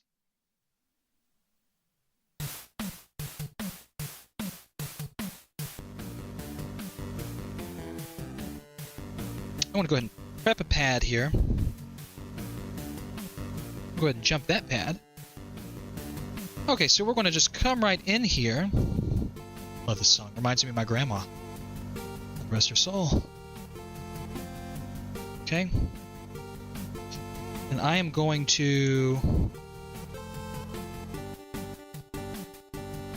Good. Okay, you guys should be able to see this. Now I'm going to take the FFC... Whoops, the NESRGB FFC for this. I'm trying to make sure that this is hard to do. I'm just trying to make sure everything's in line for you guys. I think that's reasonable there.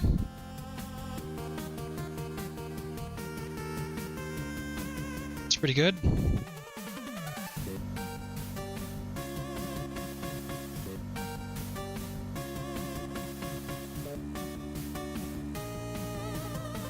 Okay, how's our alignment? Pretty good? Could come over a little bit. Our alignment was way off. That's pretty good. Okay, now that's quite nice. Great. So, I've got that locked in. I don't have to touch it, but what I'm going to do now is I'm going to take my knife edge tip, because it'll just make short work of this. Alright?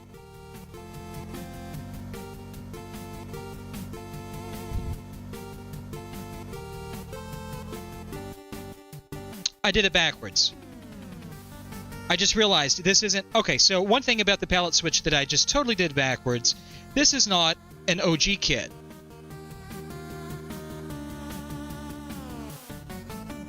No, I didn't do it backwards. I didn't do it backwards. This goddamned... What throws me off all the time is the reset signal. So on the original kit, you had ground... On the original kit, you had ground, pallet 1, and pallet 2. Well, these pins are tri-stated, meaning that when you pull them low, that's effectively when that's the only time that they're active. So the reason we ground pin 1, or pallet 1, let's say, to ground is because that activates the first pallet. And then when you select with the switch, you're basically just pulling all the other pins low too. So you'll either have in default state, you'll have pallet 1 low automatically. In the second position, you'll have pallet 2 low, meaning it's active. In the third position, you'll have pallet 3 low, which is active. What's new to the version 4 is this reset pad. And every time I see it, I want to wire this backwards for whatever reason, but I didn't do that. I thought I did that thinking about it, but I didn't do that. As far as the V1 versus all earlier revisions, I'm going to be perfectly honest with you. I don't like the V4 at all. I think the V4 has created more problems than it's solved. Respectfully, the older version, I know that lattice chip went EOL, and that's why we've moved to this, but I'm just not a big fan of this, and I haven't been. That's just my personal opinion, okay? Doesn't matter. Anywho, alright, so we got a few more things to do here. We've got to wire up our audio pins right here. Where's my... Oh.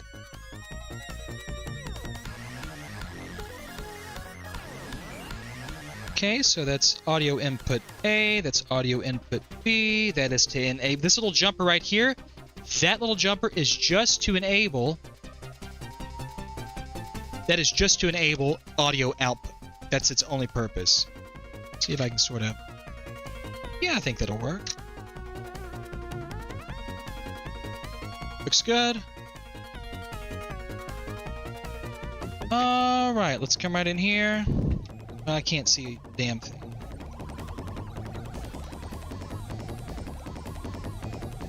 Oh. Okay. I'm gonna cut this. Hold on. sorry. I was sorry if I got that out of frame, guys. I was just orienting this. Okay, right here. Perfect.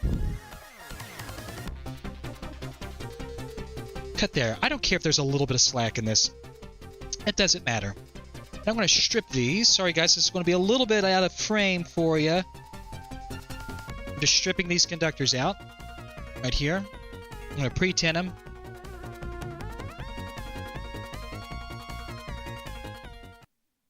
You know, the NESRGB kit,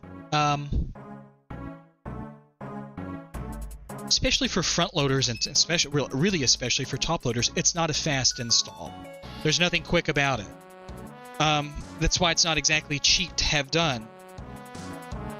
Now, before I came up with all these fixes and all these little special dressings like this, do you know how much time this shit shaved off of this?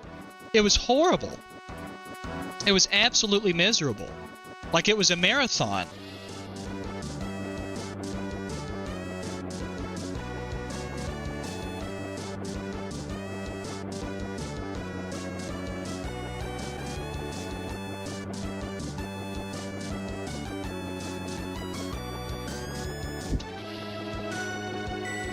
And that little bit of solder right there will conclude the audio section.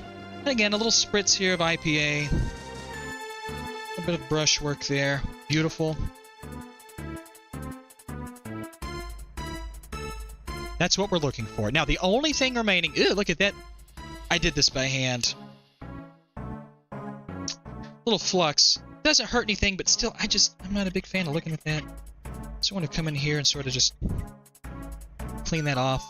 That's much better. Okay. Okay, so we've got everything done. I'm going to back off on this.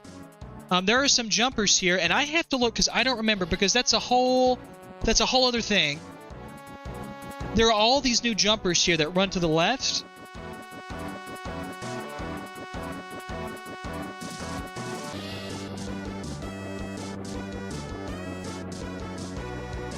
And I need to move into...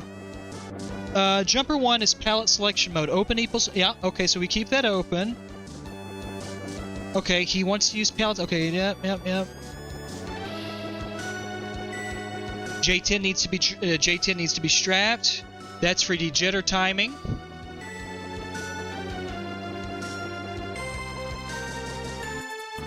Okay. J11 is a way to disable the indicator LEDs. I don't give a shit about that. Not at all. God. Let's see. Okay, there is no ready state there. Okay, so that's really it. So the last thing that we have to do here, if I remember correctly, if I'm right about this, I'm usually right about everything, I have to tell you, is we're just going to carefully route our FFC, our flags. Okay.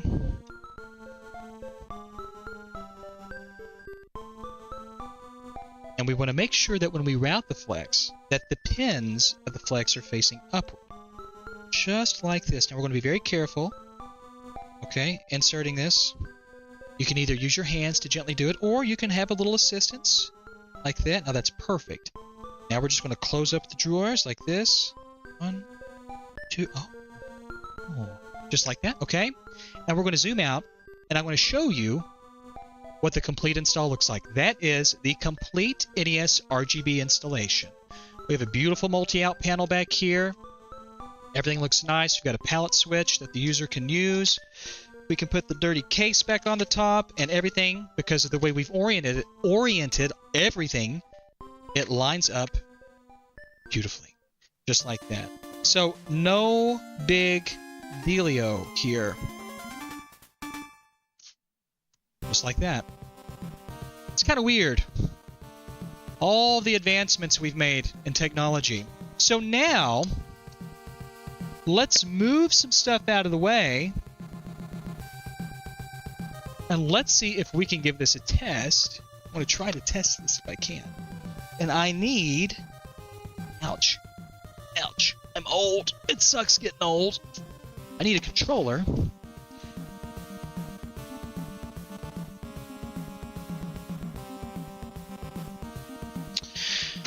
Alright. We're not going to put the top screws in. We're just going to test it. So I'm going to use an EverDrive clone. And the reason, again, that I use EverDrive clones is because I don't know where these systems have been, and EverDrives are expensive. Why would I buy an expensive-ass EverDrive when I can buy this for nothing and use my good EverDrives for my personal use? Oh. No way I'm doing that. Alright. Let's move over to mod testing. Ready? 3, 2, 1. Okay, so let me just do a few things here.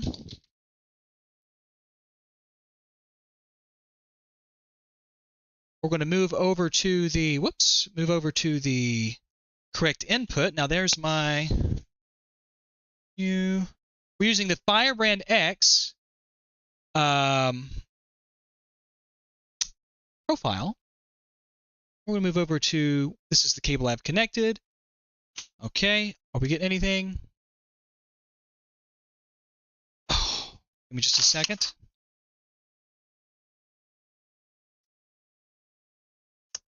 Oh man, I forgot about this streaming setup. I forgot to do all of this crap. Son of a biscuit. Uno momento, please. Gosh darn it, little Billy.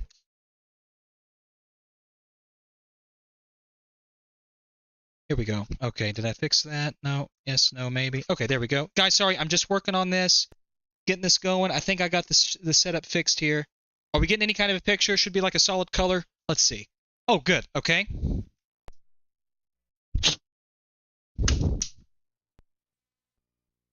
Oh!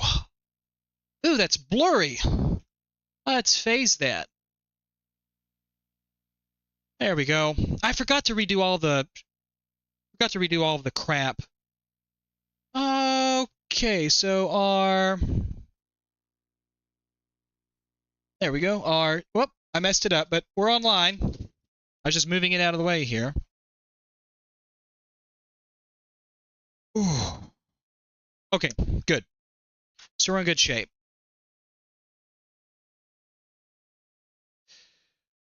Why did it reset? No, I didn't hit a button on that. Lord. Let's see. Let's go to menu. Go to Nintendo. Whoa, whoa, whoa, whoa. Come on. Well, that's right. Perfect. Okay, so let me just turn off my... There. Okay, so now let's test this. So I think you guys should be able to hear this.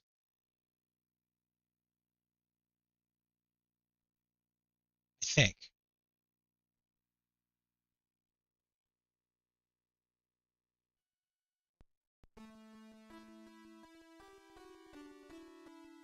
This is expansion audio.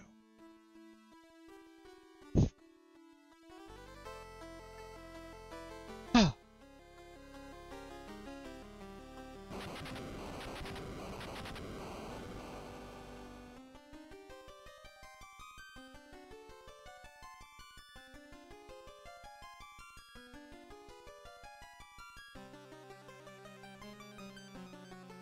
Love it. The palette switch, I don't know if you guys can certainly tell, I am cycling through the 3 palettes.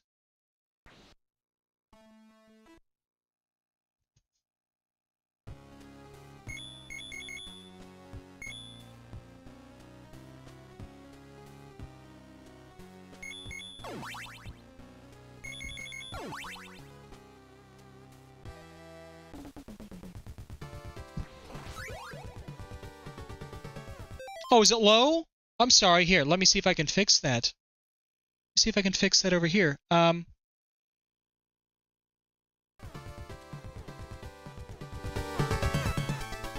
Too much?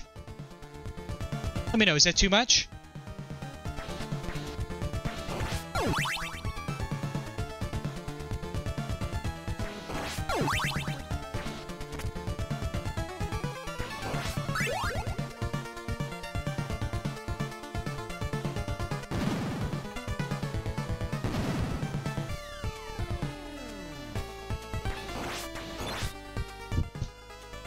see. I like the arcade palette for this, personally.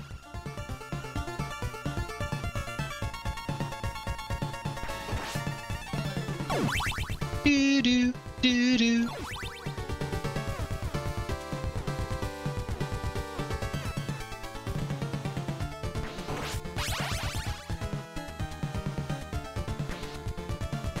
Oh, I don't have a... Oh! Didn't pick up the daggers. The expansion audio mod is worth its weight in gold.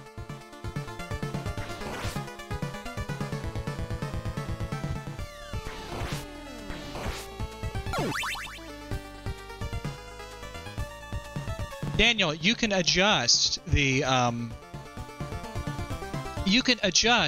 audio, the expansion audio amplitude in the EverDrive, even in the old EverDrive's option. In the new EverDrive, you have a lot more granular control, and you can really manipulate the mixing circuitry, because it's not... Make no mistake, the EverDrive, especially the older one, it is not what you would call perfect reference quality to the Famicom expansion output.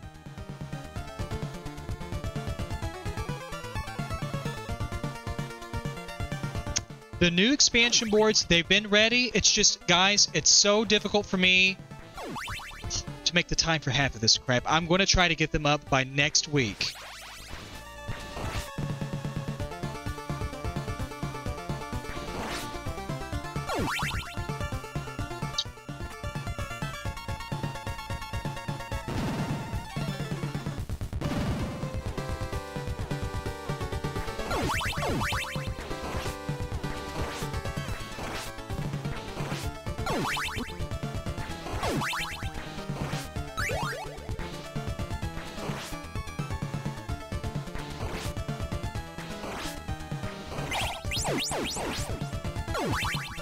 Such a fun game. Anyone here a fan of Castlevania 3?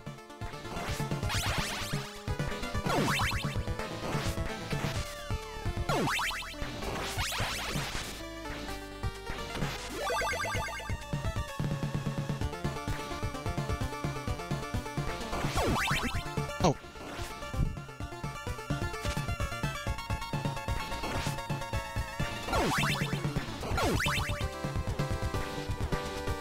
What?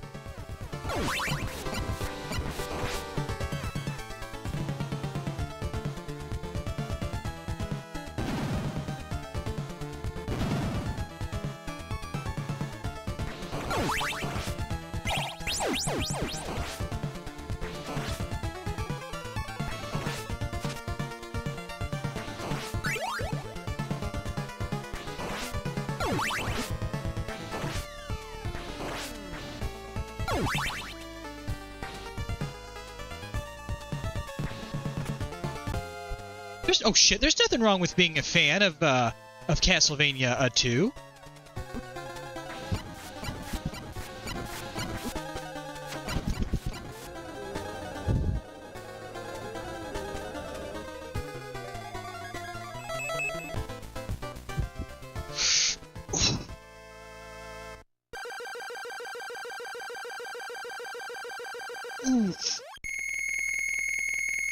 Great game. Fantastic game.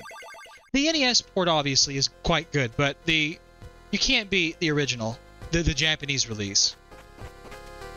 I mean, listen to this tune. I'm not going to play this stage, but let's just listen to this stage.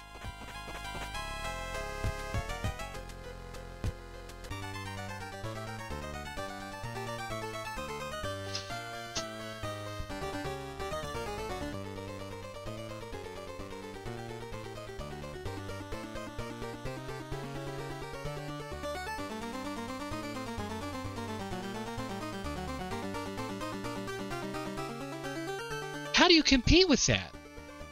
I'll give it a shot. I'll give it a shot.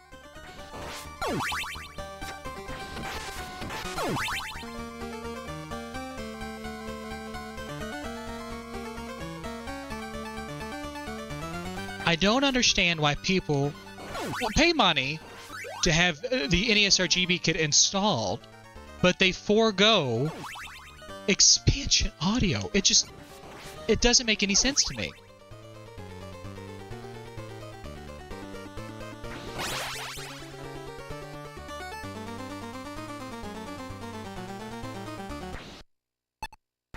Oh, I didn't mean to hit that. God, these Hyperkin controllers are literally, go figure, pieces of shit.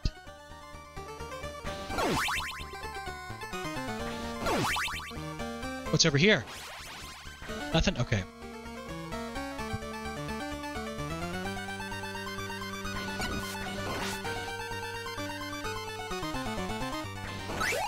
Oh, good. Holy water. It's just what I needed.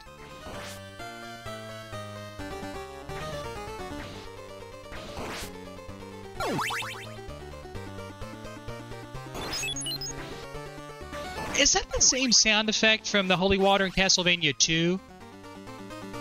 Just out of curiosity.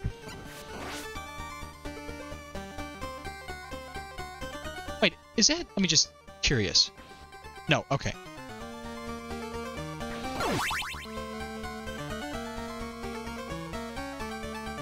Oh, Lord.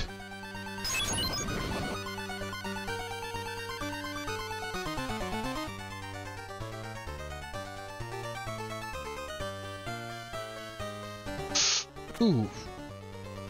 Bad job. Ah!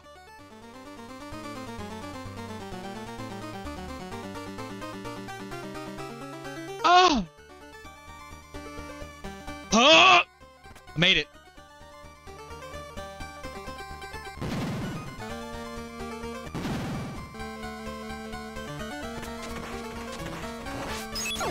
See, I'm not pressing the action button. I literally pressed jump and up, and it's registering that I'm pressing the action button. Garbage.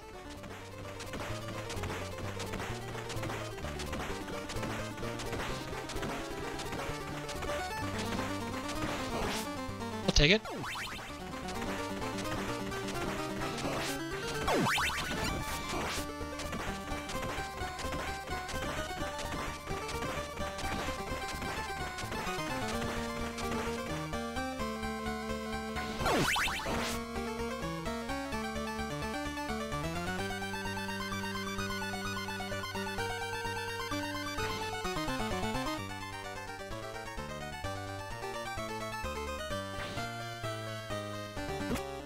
What? What the fuck? Okay, anywho. That's it. Welcome. Welcome back. So, there you have it. We have the NESRGB ready to go. All installed, all looking great. We'll look it over once more. And I'll go ahead and zip the screws back. But as far as like... Okay, I just want you guys to understand something. Back in 2014, 2015, the West was wild when it came to people installing these because the quality of the installs weren't very good. It just wasn't very good. And it really wasn't at the fault of the people. It was just new. And the problem with the NESRGB kit, which really isn't a problem, but it's the fact that there are so many available options that it really sort of... it was quantitative and not qualitative, meaning that you had all these options, but very poor implementations of these options. Do you want a multi-out? Do you want a DIN 8 connector? Do you want, do you want an S-video port that's, glued to the back of it? I mean, I'll show you. And 10 years later, we're still shipping these, but audio is still the standard for the NESRGB kit. Is still a TRRS stereo, interface. S-video is still being, holes are being drilled out, and these little non-panel mount S-video ports are being glued in the back of Nintendos. Like, that's still sort of the de facto, and I came in and I just changed all of that. I'm like, look, we're not doing that. We're not going to do that. We have 3D printing on our hand in our capabilities now, and Greg did a beautiful job with this back panel. Greg Laser Bear Industries did a fantastic job. I designed some electronics to streamline this. Otherwise, this is just a very different thing. So I am very proud of the work that I've done so that installers, not just me, but installers can have a pleasant experience and offer a quality streamlined product to their customers. Because there's nothing, I used it plenty of times, rainbow ribbon wire, doing it all by hand. That's great, and that can look really good. But unfortunately, most of the people that use that, it doesn't look very good. And it's actually, it's a nightmare. And you guys, I'm sure, have seen me correct those things. So, the NESRGB kit, it's not a fast install. It's not a beginner-friendly mod. It's something that really commands your absolute undivided attention, and it's something that you need to really develop some skills for. So, you know, it's anyone can do any of this stuff, but don't bite off more than you can chew. A lot of people ask me, you know, listen, can I do this? This will be my first mod, and my answer is usually an unequivocal no. You can't do this. Don't try to do it yet. So, you know, it takes a couple of hours to do properly. Even with all this stuff, I would spend at least 2 hours installing this kit, maybe not even including proper testing afterwards. This will sit on the bench for at least a 45-minute to hour burn-in, 2-hour burn-in, just to make sure that everything's okay. One thing I want to talk, we're going to end on this note. One thing that I'm going to discuss with you, fine people, is we talked about very briefly. We discussed what do you do when you have a situation where you're installing sockets, but you know, historically, you've had systems come back, or you've had a problem where sockets pop out. Either you're a mod installer, or you're just a DIYer, and you open the kit, your NESRGB, your NES is not working, and you notice that the NESRGB is just floating around in here. Hot glue sticks. Now, this is something that Jason Rausch taught me back in 2014. It's his. I don't know where he got it from, but I'm going to show it to you in real time. Here's a glue stick. That's what this is. This is a glue stick. I'm going to come in here like a real man. And I'm going to, first of all, I'm going to cut this even, so just bear with me a second. Okay, here's a glue stick. Put this on its side. We're going to create a little hot snot tower. And what that means is I'm going to cut this to size. So I'm going to bring this in here, use my finger as a guide, and I'm going to cut this about like that. And then I'm going to come in here. Now watch carefully. I'm just going to take our little bit of hot glue right here, this little tower of hot glue, and I'm just going to carefully position it. It's going to be tight, and it should be tight. We're going to position this right under the board, like so. Give me just a second, and I'll roll this in here. But we're going to take this little hot glue tower, and I'm going to position it under the PCB like this. If it lifts it a little bit up, that's okay. Now let me just sort of come off of here and work on this a little bit. Okay, like that. That's perfect. Oops. Nope. All right. Come off of that. Great. Now, I want to show you what we just did. See this hot glue tower?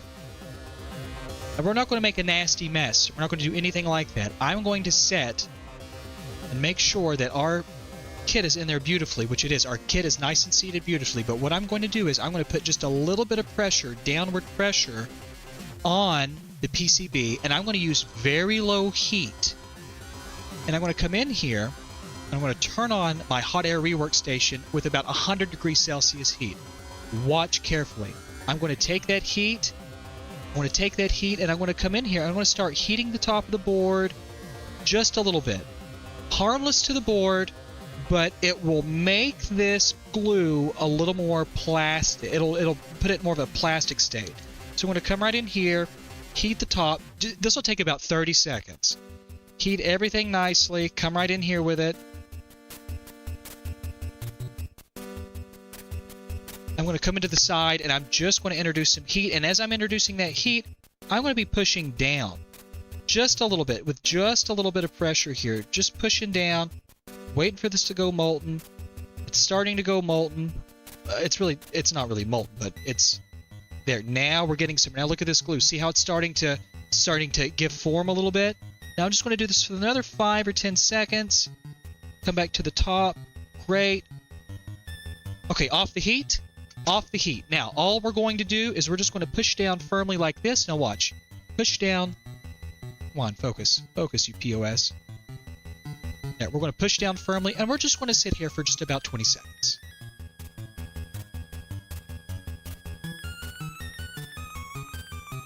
Now, the nice thing about this little hot glue tower, harmless, doesn't do anything, doesn't harm anything.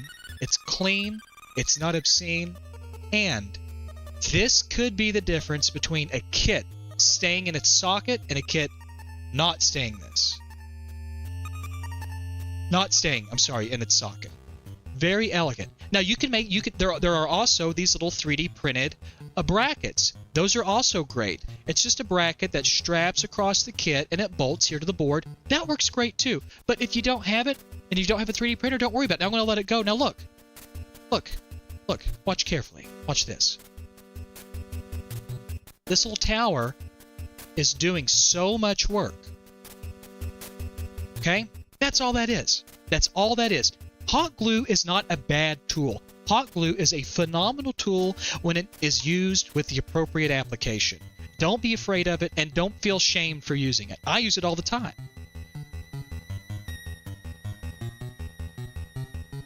Okay? Oh, Arthremus, yes. I have the hot glue vat in the back if you would like to take advantage of it. Okay? Not my trick. Not my trick. This is something that Game Tech US showed people 2013. Do you have to do both sides? You can, but I don't because it's just not necessary. And for me, as long as you anchor one side in, that's going to hold the whole board. That's not going anywhere. Okay? So that's it. That's the installation. That is the NESRGB kit. Even with a mechanical palette switch and the wiring for the upgraded audio, it's very minimal in terms of wire count here.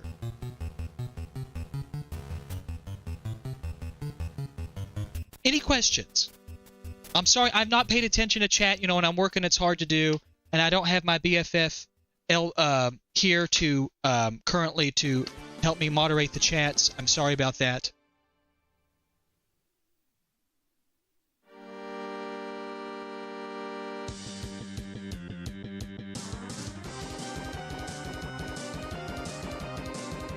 Well, there are a couple of brackets, Fenris, that go across, and they're great.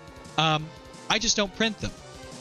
There's a little bracket here. It comes up and it wings out and it just clamps like a seat clamp. It just clamps down. Works fine, and it's perfectly reasonable. I like the old ways.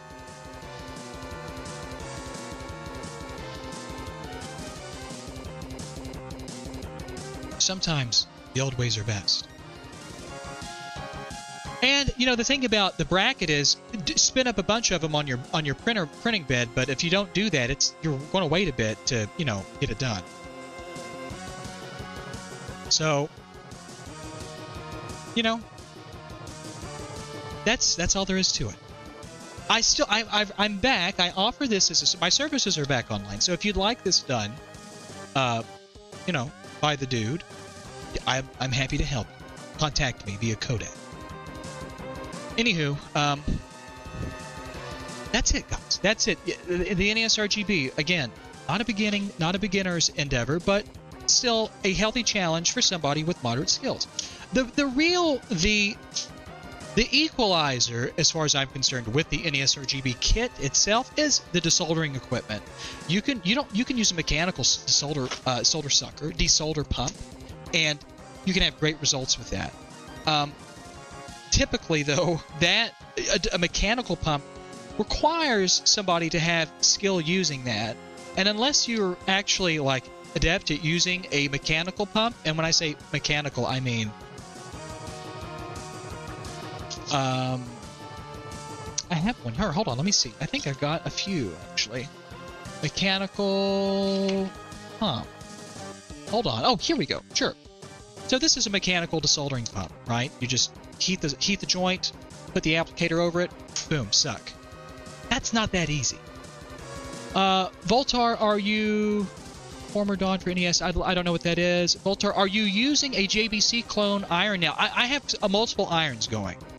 I wonder if I can do this. I am using a JBC clone, which is a dual wand unit, dual streams, but I'm also continuing to use... Well, hold on. My bad. I'm coming back. Come on, come back. I turned it off. Hold on. There we go. I'm still using the Kesters. Like, so the knife edge tip is this bad boy right here. I use both Kester stations, which are T12 clones, and I also use JBC clones. Let me fix this up. Sorry about this, everyone. Let me sort of get this in the position here. There we go. I love the JBC clone. So the JBC clone was really important when I started doing some... where I needed to get a lot of energy in a little tiny bit of surface area.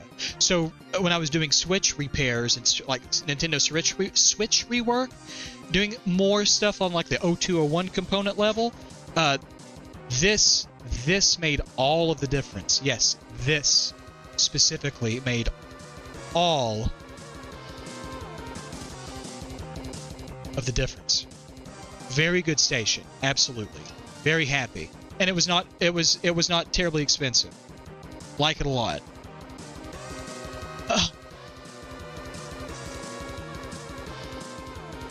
What was I doing? Oh, yes.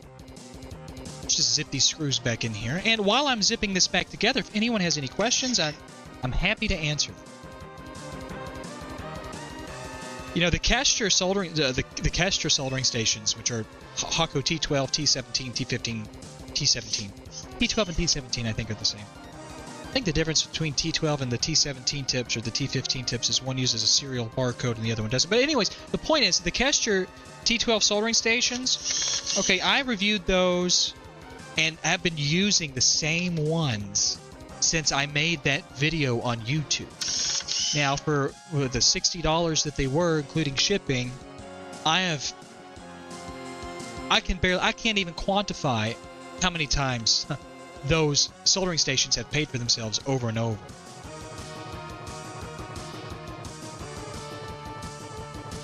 Just a nice result. Greg did a really good job on this. Now, I print all of the 3D prints because I'm a stickler for it. All of my 3D prints are in-house. So I'm very, very, very, very, very particular about all of the 3D printing. And so therefore, I don't, unless it comes from Greg, which I don't get these from Greg, I do all my own in-house printing. I'm very particular about, when using 3D prints, to making sure that the 3D print being used is good. Because, boy, if you saw some of the stuff being sold on eBay, oh.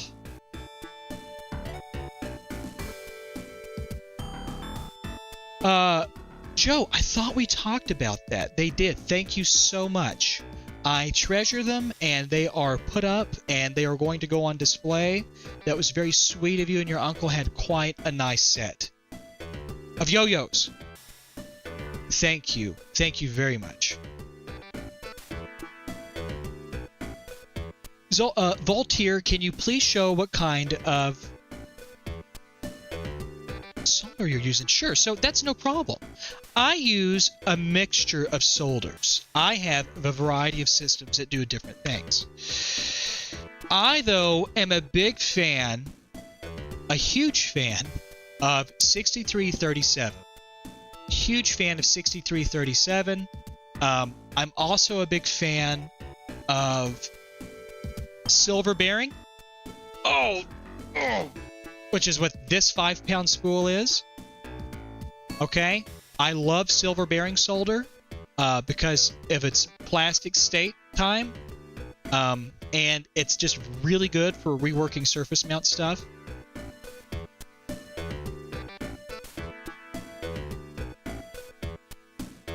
Oh, Lord. Thing's heavy. So I love, so my favorite brand of solder is not even close. It's Kester all the way. I love Kester. Leaded solder.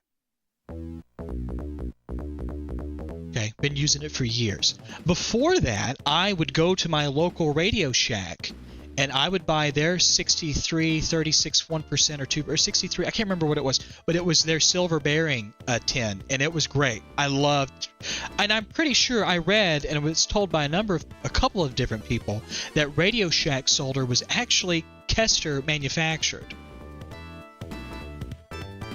But general purpose, anybody, I'm old and I've been doing this for 30 years. Well, I've been doing this for 20 years. So I'm just stuck in my ways. There's nothing wrong with good old-fashioned 60-40 leaded tin. General purpose. You can do anything you need to do with it. It's just a great all-rounder. I never use unleaded solder, even for people when I do work in PAL, for PAL people. I don't believe in it. I don't believe in lead-free solder systems. I think that they're an absolute menace, to be perfectly honest. I need lead. I need to breathe it. I need to eat it. I need to feel it. Okay, these are the things that I need to. These are the things that I need to have in my life. Okay, so lead-free is great. It's not. I'm not going to lie. Lead-free is terrible. Got a link to the 5-pound Kester spool. It's on Amazon. It's on Amazon. I think. Was it Todd? Was it Todd Gill linked me to it? I think it was Todd Gill that linked me to it. Or no, it was No. Todd Gill made he made this beautiful spool holder. I think it might have been Quirtimoto, who was a Reformed priest. I believe he is the person who linked us to this Amazon store that was selling at a great discount 5-pound spools of Kester. 63, 30, what is this? Is this 36? Or 1% silver bearing? I don't even remember what this is. Yeah, it's 62. Oh, I'm sorry, it's 62.30. It's 62.36, 2% silver bearing. Absolutely my favorite of all favorite solder systems. It's got a nice shine to it, great wettability, and it stays molten just long enough to do repairs. But I absolutely love, I love the spool holder. Love it. Great.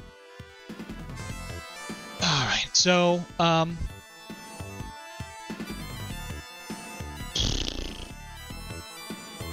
Joe, thank you for everything that you do. Thank you, Choco Smoke. Thank you, and or Choco Smoke, whatever your name is. God bless you. Guys, I think that's it. I hope that this was helpful. I had a great time. I got to vent a little bit. I got to have fun. I got to sort of, get some things out and enjoy this and communicate and have just an absolute ball. I hope you guys learned something and I hope you enjoyed. I hope that, we continue doing this like all the time. I've got so much work to do. This thing, an NESRGB kit really holds me back because I love doing them, but man, as you can see, even without the talking, there's just a lot going on here. So got more work to do today. Got to get with some customers. I got to get some systems out. I've got to respond to people. If you have been waiting for me to contact you to send your system in, I know you've had to wait about a week longer than you thought you were going to. I'm sorry.